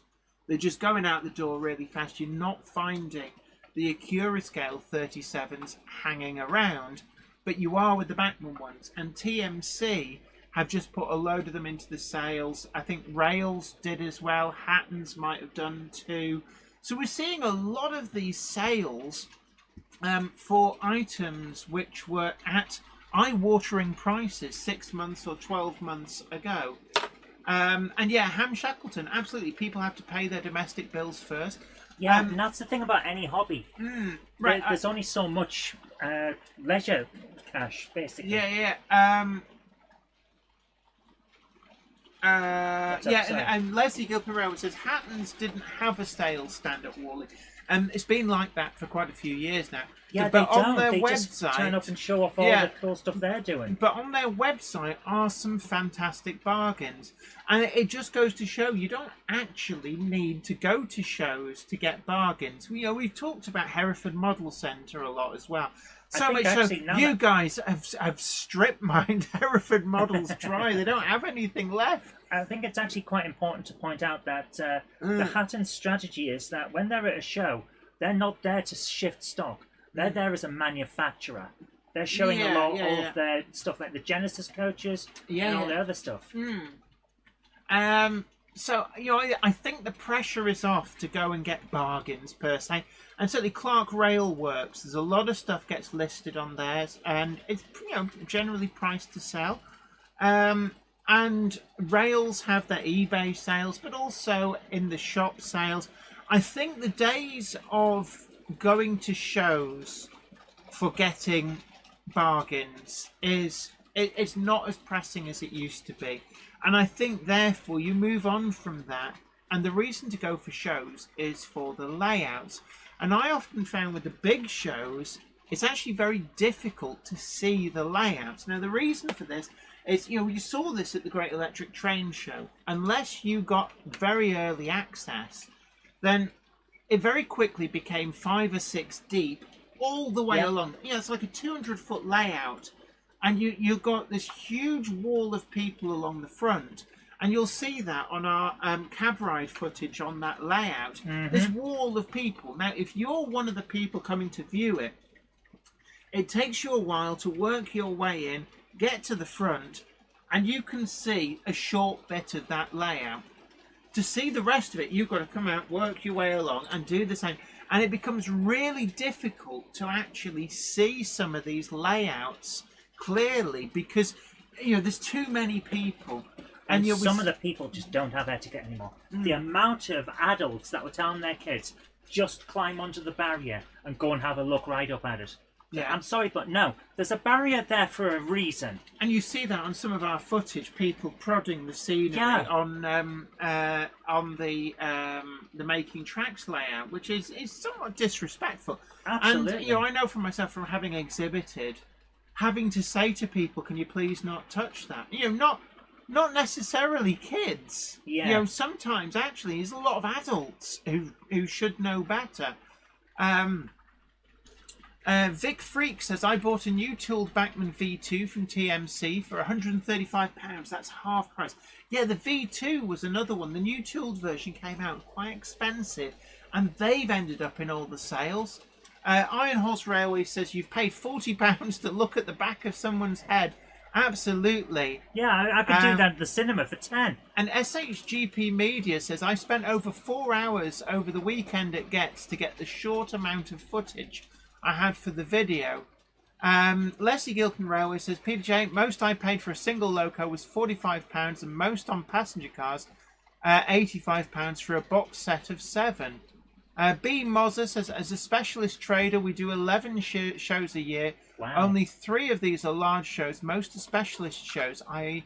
the EM and P4 Society. And I'd be quite interested to hear, how do you, from a trader's perspective, do you find the bigger shows or the smaller shows are better for you? We've seen Rails pull out of all the shows that they were doing, and I think they were doing, I'm trying to remember, I was talking to John Barber about it, and he reckoned it was something like 16 consecutive weekends, pretty much. Oh my goodness. And it was a lot of effort, a lot of work. And I think they were just sick of doing it. I can't blame them. Shutting your shop on a weekend for 16 weekends. And that's a lot to ask. One of the things you've got to remember is quite often with the smaller shows, you might still sell a similar amount, especially if you've got specialist stuff. But the cost of being there can quite often be a lot cheaper. And I think Rails made the calculation that the cost of being at a show like Worley for them was such that you can work out the calculations. How much stuff do we have to sell just to break even? Yeah. And it was actually a phenomenal amount of stuff. And because I can imagine you're not, and that's with Rails. That's not even including the fact that you've shut your shop. Yeah. So your walk-in traffic's gone. I have to, like Durham Trains of Stanley, follow him on Facebook, and quite often you'll see a post saying, the shop's shut this weekend because I'm away at X, Y, and Z show. So you then have to factor in the lost sales from the shop into what you now have to take as extra at the show. B. Mozer says, sales are about the same apart from York, but the cost is lower to attend smaller shows. So actually, that kind of ties in with what I suspected. So I think that my personal favourite is the smaller shows. I think that they're much more personable. I found that I can have longer conversations with people because you're not getting huge numbers of people coming, all want to talk to you at the same time, which means you can devote more time to individuals. And people love that. People love to have that extra bit of face time. Absolutely, because it means you can talk about techniques for making models and such like. Or like what I did at the show, just this weekend at Rattery, where I was talking to the guy that was there using a remote-controlled 1:76 scale car. It's like I looked at him shocked. Like I thought that was on one of those Farah kits. No, he's got a remote control. He's driving a car around his model railway. Yeah, so which is interesting. Talk about the technique. There's some amazing technology come through to add to your enjoyment of your model. Yeah. It is really, really interesting just what you can do. SHGP Media says, I knew I'd need the 2 days to film all the layouts properly, but was still there at closing on Sunday, trying to get footage of making tracks. I think the full video was around 20 minutes in the end. Yeah, we were lucky because we could get in early. We did a lot of whizzing around. We did the filming sort of in that there's this half an hour period before the doors open, but when Yeah. a lot of the layouts are already up and running, Because everyone's doing the tests to Yeah, make they're sure it's going making to work sure for the rest of the day. making sure it works. Yeah. George says that remote control car was ace. Couldn't believe you could get one that small. I know. That threw me as well, and it charges off a USB connection. Yeah. I just thought that they were just great. And the price was actually surprisingly low for the size of it. I was expecting a couple of £100 for something that small, but no. And yeah, in SHGP Media, that's the other aspect. From a YouTuber's point of view, the Kettering video has had far more views than the 3-part special I did for Gets, which has had hardly any views. And I've noticed this as well. And You're I think, competing with fewer people. yeah, when you think of how many videos that people are putting together of their trip to Worley, and they're filming the same layouts that you're trying to film, Yeah. so you end up, YouTube becomes saturated, and unfortunately you'll find that the bigger YouTubers then hoover up a lot of the views. But if you go to a smaller show, you're not competing with so many people, if anybody at all. So you're getting a unique perspective, often with layouts which might not necessarily go to the big shows. And that was something we talked about before, where, there's a lot of layouts, very good layouts, but you see them at show after show after show. So year in, year out, and not to take anything away from it, but Because they're great layouts, but you've seen them. yeah. So like James Street, great layout, that Engage layout, an incredible thing to watch, but I've seen that at a lot of the big shows over the last few years, and it just seems to be at all of them. Rowland's Castle used to be one that was at all the shows, and so what you find then is you're filming layouts that people have filmed over and over and over again before, and the Small Train show gave an opportunity to film a lot of layouts which wouldn't normally get out and about.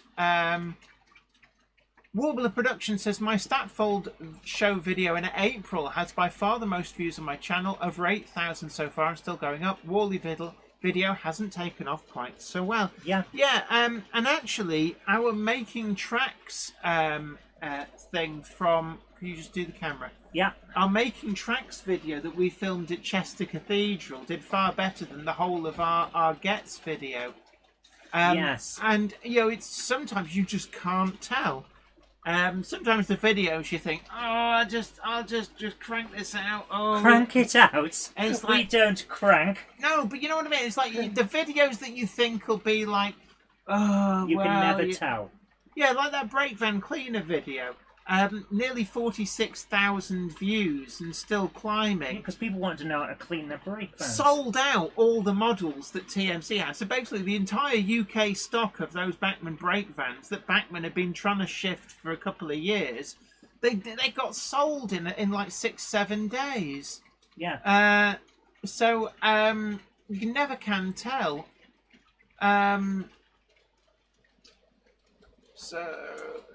Yeah. McNavy says Carson Sports does the same, but it's 187 scale. So and technically even smaller. That is actually quite interesting. And it's one of the other things as well. I always say this to people, and you look and go, "Oh, well, they only do certain cars." It's like, yeah, but you can take the gubbins out. That is exactly and what the fit guy them. did. Yeah, you take the gubbins out, and then you get something like Oxford diecast vehicle. Or even you can get Airfix kits would probably be quite good. One of the ones that this guy had done, it was a London taxi cab. Yeah, They do not make a taxi cab. So he had taken it apart and put it in, and you could see the controls. Of course you could, at that scale. It wasn't built for that particular type of car. But it didn't matter, because you didn't see them until you were looking. But also you can kind of tint the windows. Darken You the can't- windows, yeah, and Yeah, you'd be there's perfectly fine. ways and means. It was just fascinating to see.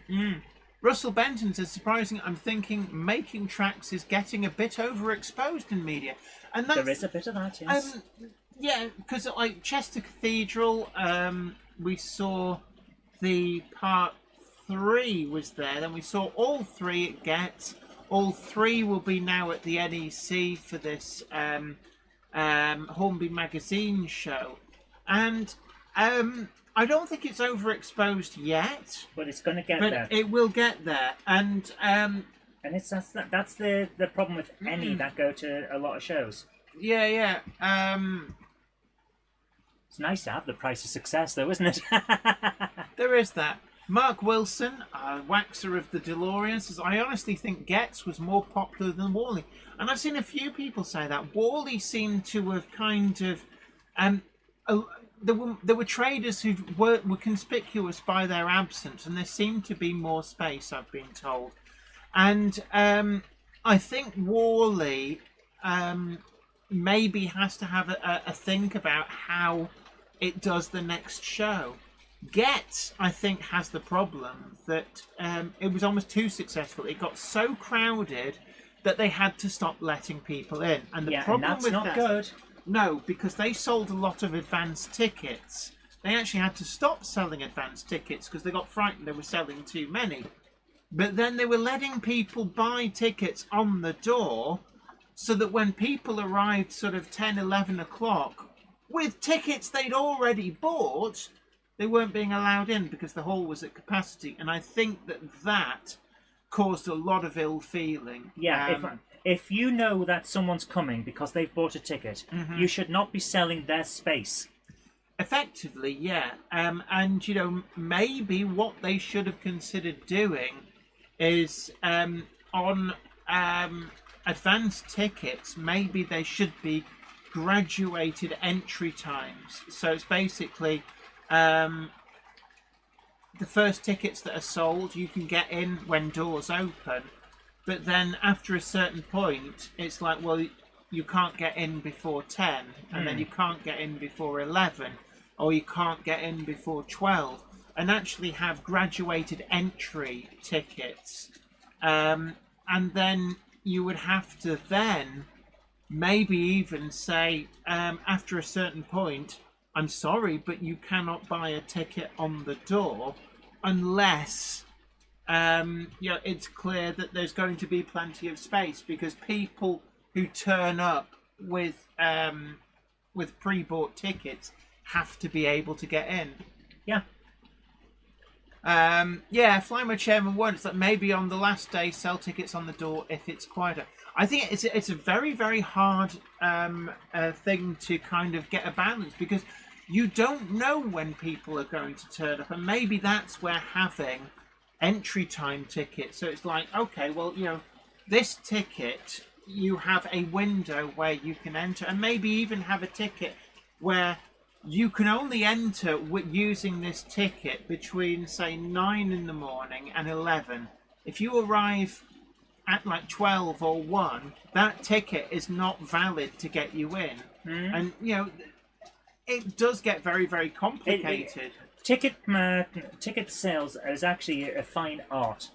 That's why Glastonbury, you can't buy tickets on the door. It's like you buy them in advance. Yeah. Tony Wright says, Jenny, I was at Statfold Show with Rocking Springs HOUSA outline layout, and the show organisers invite you alternate years so that they have varied layouts. That's a good idea. I think that is a good idea. Because it's like I was saying before the show started to Jen. Your biggest issue is that you've got people that come every year. They're going to have seen what you've got to offer. And if they get bored and think you're just repeating yourself, they're not going to come back. Yeah, and Donget's Model Railway says people aren't going to put up with that level of restrictions on tickets. And and that's the other side of it is, you know, it's people don't like being told, well, you know, you have to be here at this time or you're not coming in, sort of thing. You know, people go, I've paid good money for this. Yeah, I've paid for a ticket, why can't I get in? Yeah, and Worthington Model Railway, I think you're absolutely right. Easier way is to only have advanced sales. And I think the worry from the organisers is like, what if actually, you know, we have a quiet day, but we're not letting loads of people turn up and try and buy on the door, and we go, you can't come in, even though it's empty. If you're having a quiet day, then that's different, isn't it? You might sell some day tickets. Flymo Chen once says, I suppose that's where advanced ticketing is about, an idea of how many folks are coming. Ham Shackleton says, I can't recall who it was, but someone had an early bird ticket for Worley, but due to full-size train chaos, didn't get there until 12. And that's the other thing. What if something happens outside of a person's control? Yeah. and they end up late. There could be an incident on the motorway, so you're stuck in traffic, and it's you were there, like trying to get there for the time, and then for whatever reason outside of your control, you couldn't. David Scott says, problem is that the NEC charge by the square meters, so blank space has to be paid for. Hall 5 was a third empty and barricaded off for that reason. And that's always like we'll squeeze you all up into this end, and you can look at this empty space, but you can't make use of it. Yeah, and it touch. always seems very petty. Peter Jackson Cheadle Heath says, just for info, at the Manchester show this weekend, advanced ticket entry is 9:45, and on the day ticket entry is 10:30 both days. And yeah, maybe that's another way to do it. The Yes, I've seen that before. It's like, okay, only advanced ticket holders can get in between opening and like 11 or 12 maybe, and then after that we start letting people in. And if you turn up late with an advanced ticket, it's like, tough, you were told. Yes, you can get in, but you're in the queue. And if we suddenly have, like, if there's like 1,000 people in the queue in front of you, it's like, yeah, come on. There's got to be limits. And Flymer Chandler says, it does mean having bouncers, for want of a better word, on ticket control. It can mean car parking too. B. Mozza says, your ticket lets you in, so if all the 10 a.m. tickets stay all day, how does a later one get in? It is very difficult. I don't think there's any easy answers, and I guess... But they don't. That's the thing. The majority of people don't stay all day. We're not talking about the enthusiasts here. We're talking about the there people will be some who've people come to look. who stay all day, but I think they will very much be in a minority. Yeah. And that's the thing, you don't really have to focus on that. And Spanner Railway says, I had a ticket for Whalley but couldn't get there due to train line issues on the Sunday. Only got as far as Rugby and had to turn around and go back home. That's an absolute shame, but, I don't know what the answer would be. There isn't an answer. It's unfortunate, but there isn't an answer. And we Nigel can't do anything about the trains. Nigel Cole says, one in, one out if you haven't got a pre-bought ticket. Yeah. And maybe they should have two queues. So you have people with a pre-bought ticket and people who want to pay on the door. And the people in the pre-bought ticket a queue have priority when the venue reaches capacity. At the point that it's one in, one out, it's like, I'm sorry, they bought a ticket. So they already bought one. That's the deal. So they get priority on the one in, one out. That might be a way of doing it. Can't see a problem there until someone causes issues. And yeah, Russell Benton then says, what about the casual enthusiast? Advanced tickets will put them off. This is why I keep saying that ticket sales are an art. We're not experts. Let's put it that way. Now, Aaronville says, how about doing shows over 3 or 4 days? The problem you've then got is that that's not convenient for a lot of the people Traders can't come who are 3 or 4 trading days. or exhibiting. So you're asking the traders to spend a lot more money. And there was a little bit of complaint over the fact Model Rail Scotland was a 3-day event, and a lot of traders said that this just wasn't convenient. But then you've also got a lot of exhibitors as well saying, well, actually, I can't take the extra day off work. I'm sorry, but we just can't do that. So I think longer shows bring with them a lot of other problems. Everything has an issue, and there's downside to every option, and that's the biggest issue. You've got to make a decision and stick with it.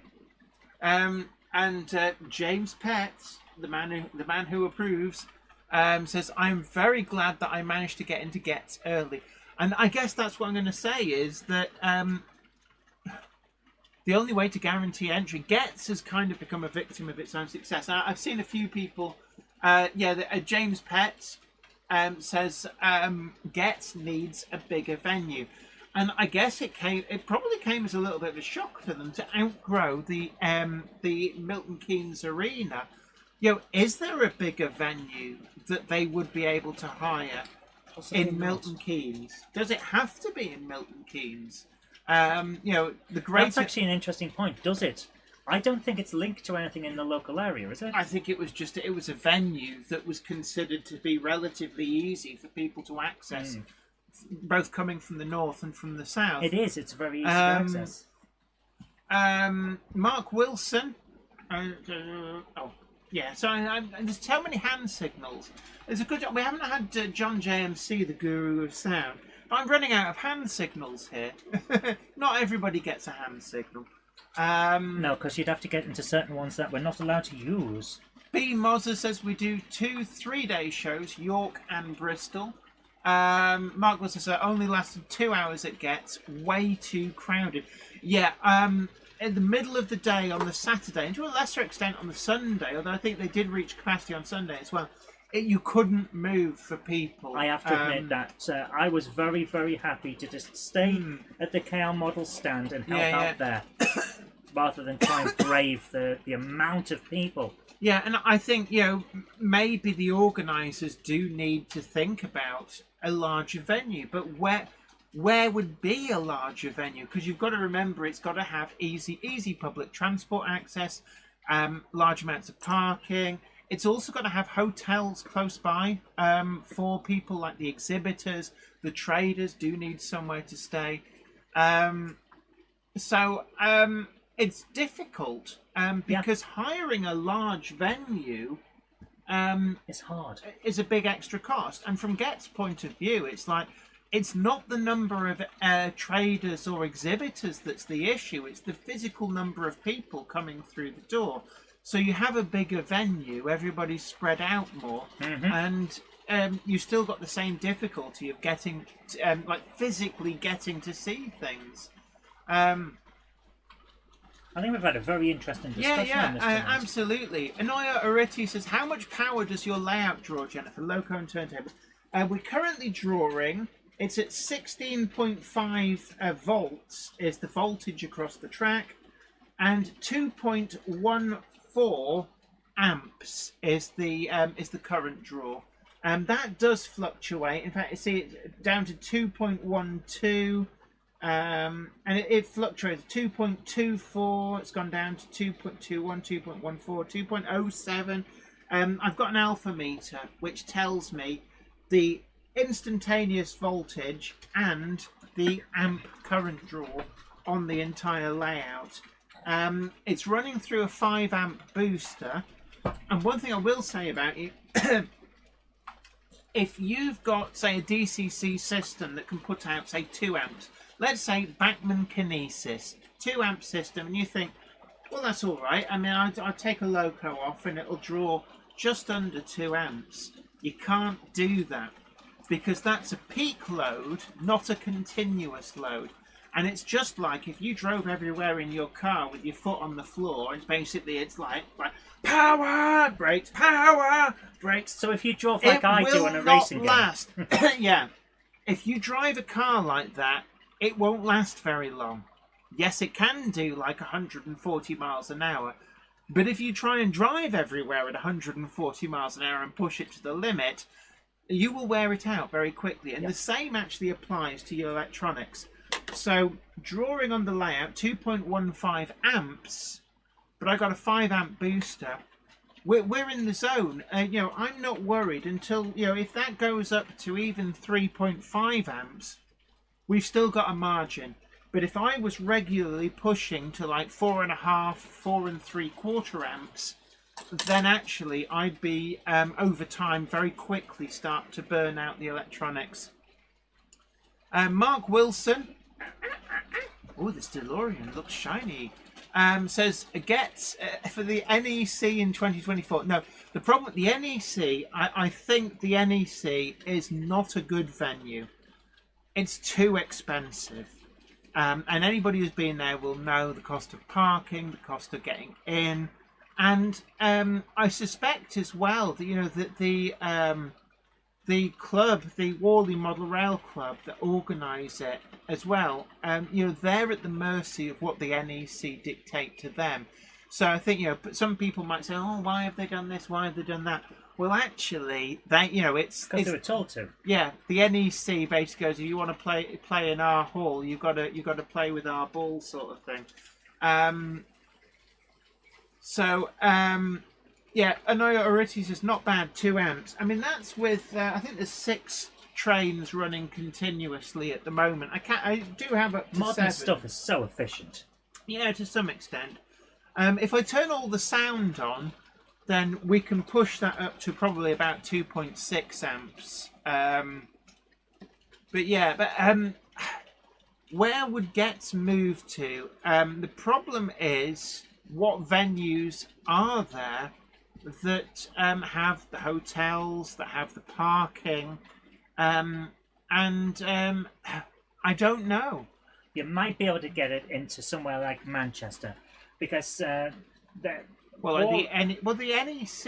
I don't think the NEC is any bigger than not the NEC. The GMEX is any bigger than the MK Don's place. Well, I'm just comparing it to political stuff. Yeah, but also the Conservative parking's Party rubbish. uses the NEC, and it also uses an exhibition centre in Manchester, and it fits into both. So it's a possibility that you might be able to do something like that. Timbersurf suggests Stafford. I don't know. GR Railway says there's a lot of BR Blue. A secret love, BR Blue with tops numbers. Yeah, she's a secret. She's not so secret about it, actually. if Oh, you think Mark about it. Holt says good evening. A Monday clubber is never late, Toto wagons, nor are they early. They arrive precisely when they mean to. Thanks, Gandalf. Railway Rob says, I agree, NEC too expensive. By the way, did anyone have the burgers from there? What the heck was in them things? I don't know. It's like, guess the noise the animal made. How? yeah. It's like, what's that mincing machine? That's for people who ask too many questions. I think there's going to be problems anywhere they go. Yeah. Now, some people suggested a 3-day show. I think there has been a little bit of a pushback against 3 days at Model Rail Scotland for the reasons that we've listed below. Could you have a show? Oh no, you couldn't really have like 2 shows instead of 1. I don't think that's the answer. No. Sarah Davis says, could they use the Winter Gardens in Blackpool? The NUS has its annual student conference there in the week before the season starts. I think the problem And that's is, a lot of people going to that. I think that Getz wouldn't like to move too far from Milton Keynes. Now, is there another venue in Milton Keynes that's bigger? So, I've not been able to get too far with this. Huh? I've managed to get the little castle hotel on the top and the main hotel done. There's an issue with the castle hotel. I've accidentally put the base at the top a little too high, so I'm going to have to do something about those walls. Can I? In fact, the things stick up. Yeah. But I think Yeah, can I it's coming just together really say nicely. that Richard Knowles says, good night, everyone. So you take care. And also, Scanman says, I need to run. See you next Monday. Yes. Well, take care, and thank you for your super chat donation. And Thank you so thank you much. so much for sending the goodie bag. Make sure you get your money back on that, Yeah. because I am sorry. but if you do send that again, we now know it's coming. Yeah, so I am we sorry. won't make the same. But look, thank you so much. It's really good of you. Tony Wright says, Jenny, the Stafford show uses the local livestock centre, which is huge with lots of parking. B Mozza says hotels in Blackpool cost a lot. Yeah, that's another Blackpool's big always problem. cost a lot. GR Railway says, have you looked at Planet Industrial's Victory class? I already have one. It's a great model. I wholeheartedly Is that recommend the one it. that you got a lot of stick from certain people in the community because you got an HM7000 into it by cutting a little bit off? Yeah. And they basically, said, well, if you've got to cut a bit that you don't see, then it's not going to fit. It's like, get a life, guys. Come on. it's a great model. I would actually say that it's probably the one, certainly up there. Top 3 Steam Outline model releases. Definitely, if you haven't got one, consider getting one in they've got a £99 offer at the moment. Really great That's a price. good price, I think yeah. that's if you check out Planet Industrials on Facebook, it'll have the details. It's a really great price for what is a really great locomotive. But yeah, I've got the Inland Waterway and Docks number 12 in the grey. It's superb. It's a nice looking model, it really is. David Scott says, great discussion on show venues this week. Thank you so much. It's been fun, actually. I'm just looking at the time. We It's are on 1 8:50. minute to 9. So, Nick at Lechner High Level suggests, quite controversially, Getz can solve problem by raising the ticket price. No more. No one will come. We just mentioned how people feel that Wally's getting too expensive. I think that we're trying to find a solution that doesn't involve that. And I don't know. I think after reaching capacity as they did, there will be people above our pay grade thinking long and hard about what to do about that. What pay grade? I don't get paid. Yeah, so they're obviously above your pay grade then, aren't they? Ben Tullett says the smaller shows at schools also seem to work. Redditch MRC have decided to move their exhibition to the start of the year rather than the end of the year. GR Railway says, see you next week. Engineer 100 says, I compared the Wally ticket price against the price of a cinema ticket and decided Wally was pretty good value. Spent the entire day there. Excellent. And that's the thing. Yes. It's like there are a lot of expensive ways you can spend your money. Yes, and when you compare it like that's actually a really good good way of looking at it. You're spending a lot, but you've got an entire day instead of just little bits here and there. Yeah. Well, look, anyway, we're going to have to round this up. It's been a great, actually. I've thoroughly enjoyed talking about, big versus small, what's better for shows. I think that it's, it is an interesting topic, and we could probably keep going for another hour. But the Monkey of Cupboardness is off to start their Game Hammer Classic Gaming live stream. What game is on tonight? Well, tonight is Monday Night Live, which is the Anything Goes All Request show. I've had one request so far. I will confirm before I go live. What have you requested? No, I've had one request for Crystal Kingdom Dizzy, and I've put a request of myself for Lego Racers on PlayStation 2. Oh, so interesting. that'll be interesting. Well, what about Grand Theft Auto San Andreas on PS2? Okay. I just take a hood and see how it goes. Yeah, see how long before YouTube demonetizes you. 20 seconds. Yeah. So look, anyway, you guys take great care. It's been an absolute honour. It's been wonderful to talk to you guys. A lot of new names have seen that, and thanks again to Tim Krinsky for their generosity with donating 50 channel memberships. Thank you so much to Scanman for your very generous thank you. Donation on the Super Chat. And thank you, everybody, for joining. And, of course, do we have a sponsor? Yes, we do. Today's sponsor is War World Scenics. And if you see grass on my layout, it's a War World Scenics product. Hello, and welcome to WW Scenics. We are an award-winning specialist and manufacturer for miniature scenery modelling. We are proud to have produced one of the best-selling ProGrass micro applicators, and we've refined our quality products and systems with both beginners and expert modelers in mind. We supply and manufacture everything you may need, from static grass applicators, static grass tufts, handcrafted MDF and hand-poured resin products, all designed and curated in-house, with you, the modeler, in mind. You can find us at www.scenics.com or in store at Unit 6, Buford Court, Plasmal, Swansea.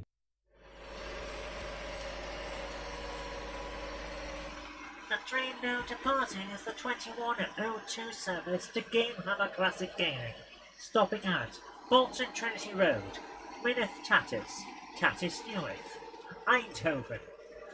That unnamed layout, Grove Street Yard, Pittsburgh somehow, Butts Farting, Chipping Bunbury, and then on to Game Hammer Classic Gaming. That's the 2102 service to Game Hammer Classic Gaming. If you go up to the loft today, you're sure of a big surprise. If you go up to the loft today, you'll never believe your eyes. For every train there ever was has gathered there together, because today's the day that Jenny does the Monday Club. Oh, thank you so much, Leamington Station, who's donated 99p on the Super Chat. Thank you ever so much for your generosity. Good night. Bing bong. Warper Productions says Grove Street Yard is now called Birchley Yard. It is, but every time we do the places that the stopping is at, it's either something that we've mentioned on the show, or it's one of Jenny's layouts, which is why we put Pittsburgh and Eindhoven in there. But the rest are Jenny's layouts. The next train to depart from platform 2 is the 2104 express service to Birchley Yard, stopping at Grove Street Yard and Birchley Yards. That's the 2104 service to Birchley Yard. Bing bong. Please remember, all unattended children will be given an espresso and a puppy. And then exploded by the bomb squad.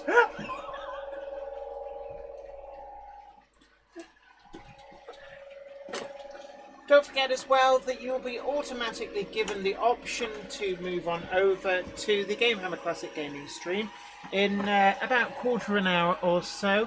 All you have to do is click the button to say yes, and you will be enjoying your live streaming experience continuing on the Gamehammer Classic Live. Yeah, my mouth just got encrypted. On the Gamehammer Classic Gaming Monday Night Live Anything Goes stream.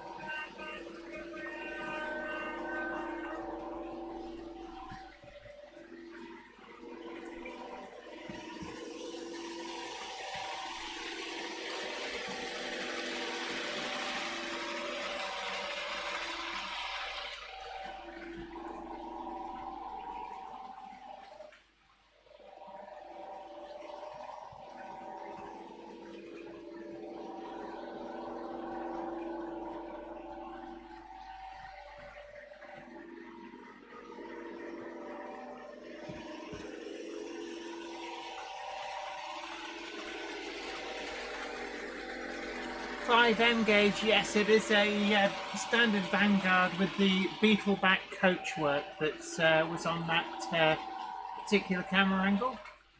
And yes, Richard Swidowski, the Deltic, has certainly spanked a bit of pace.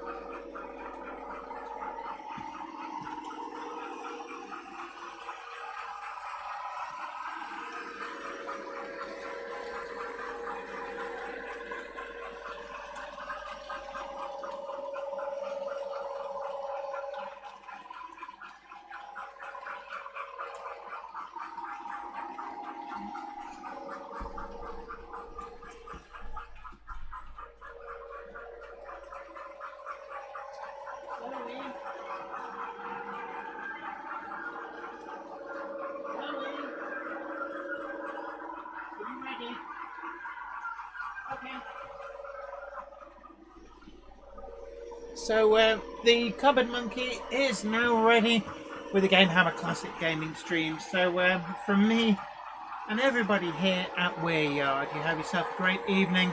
And until next time, take great care of yourself.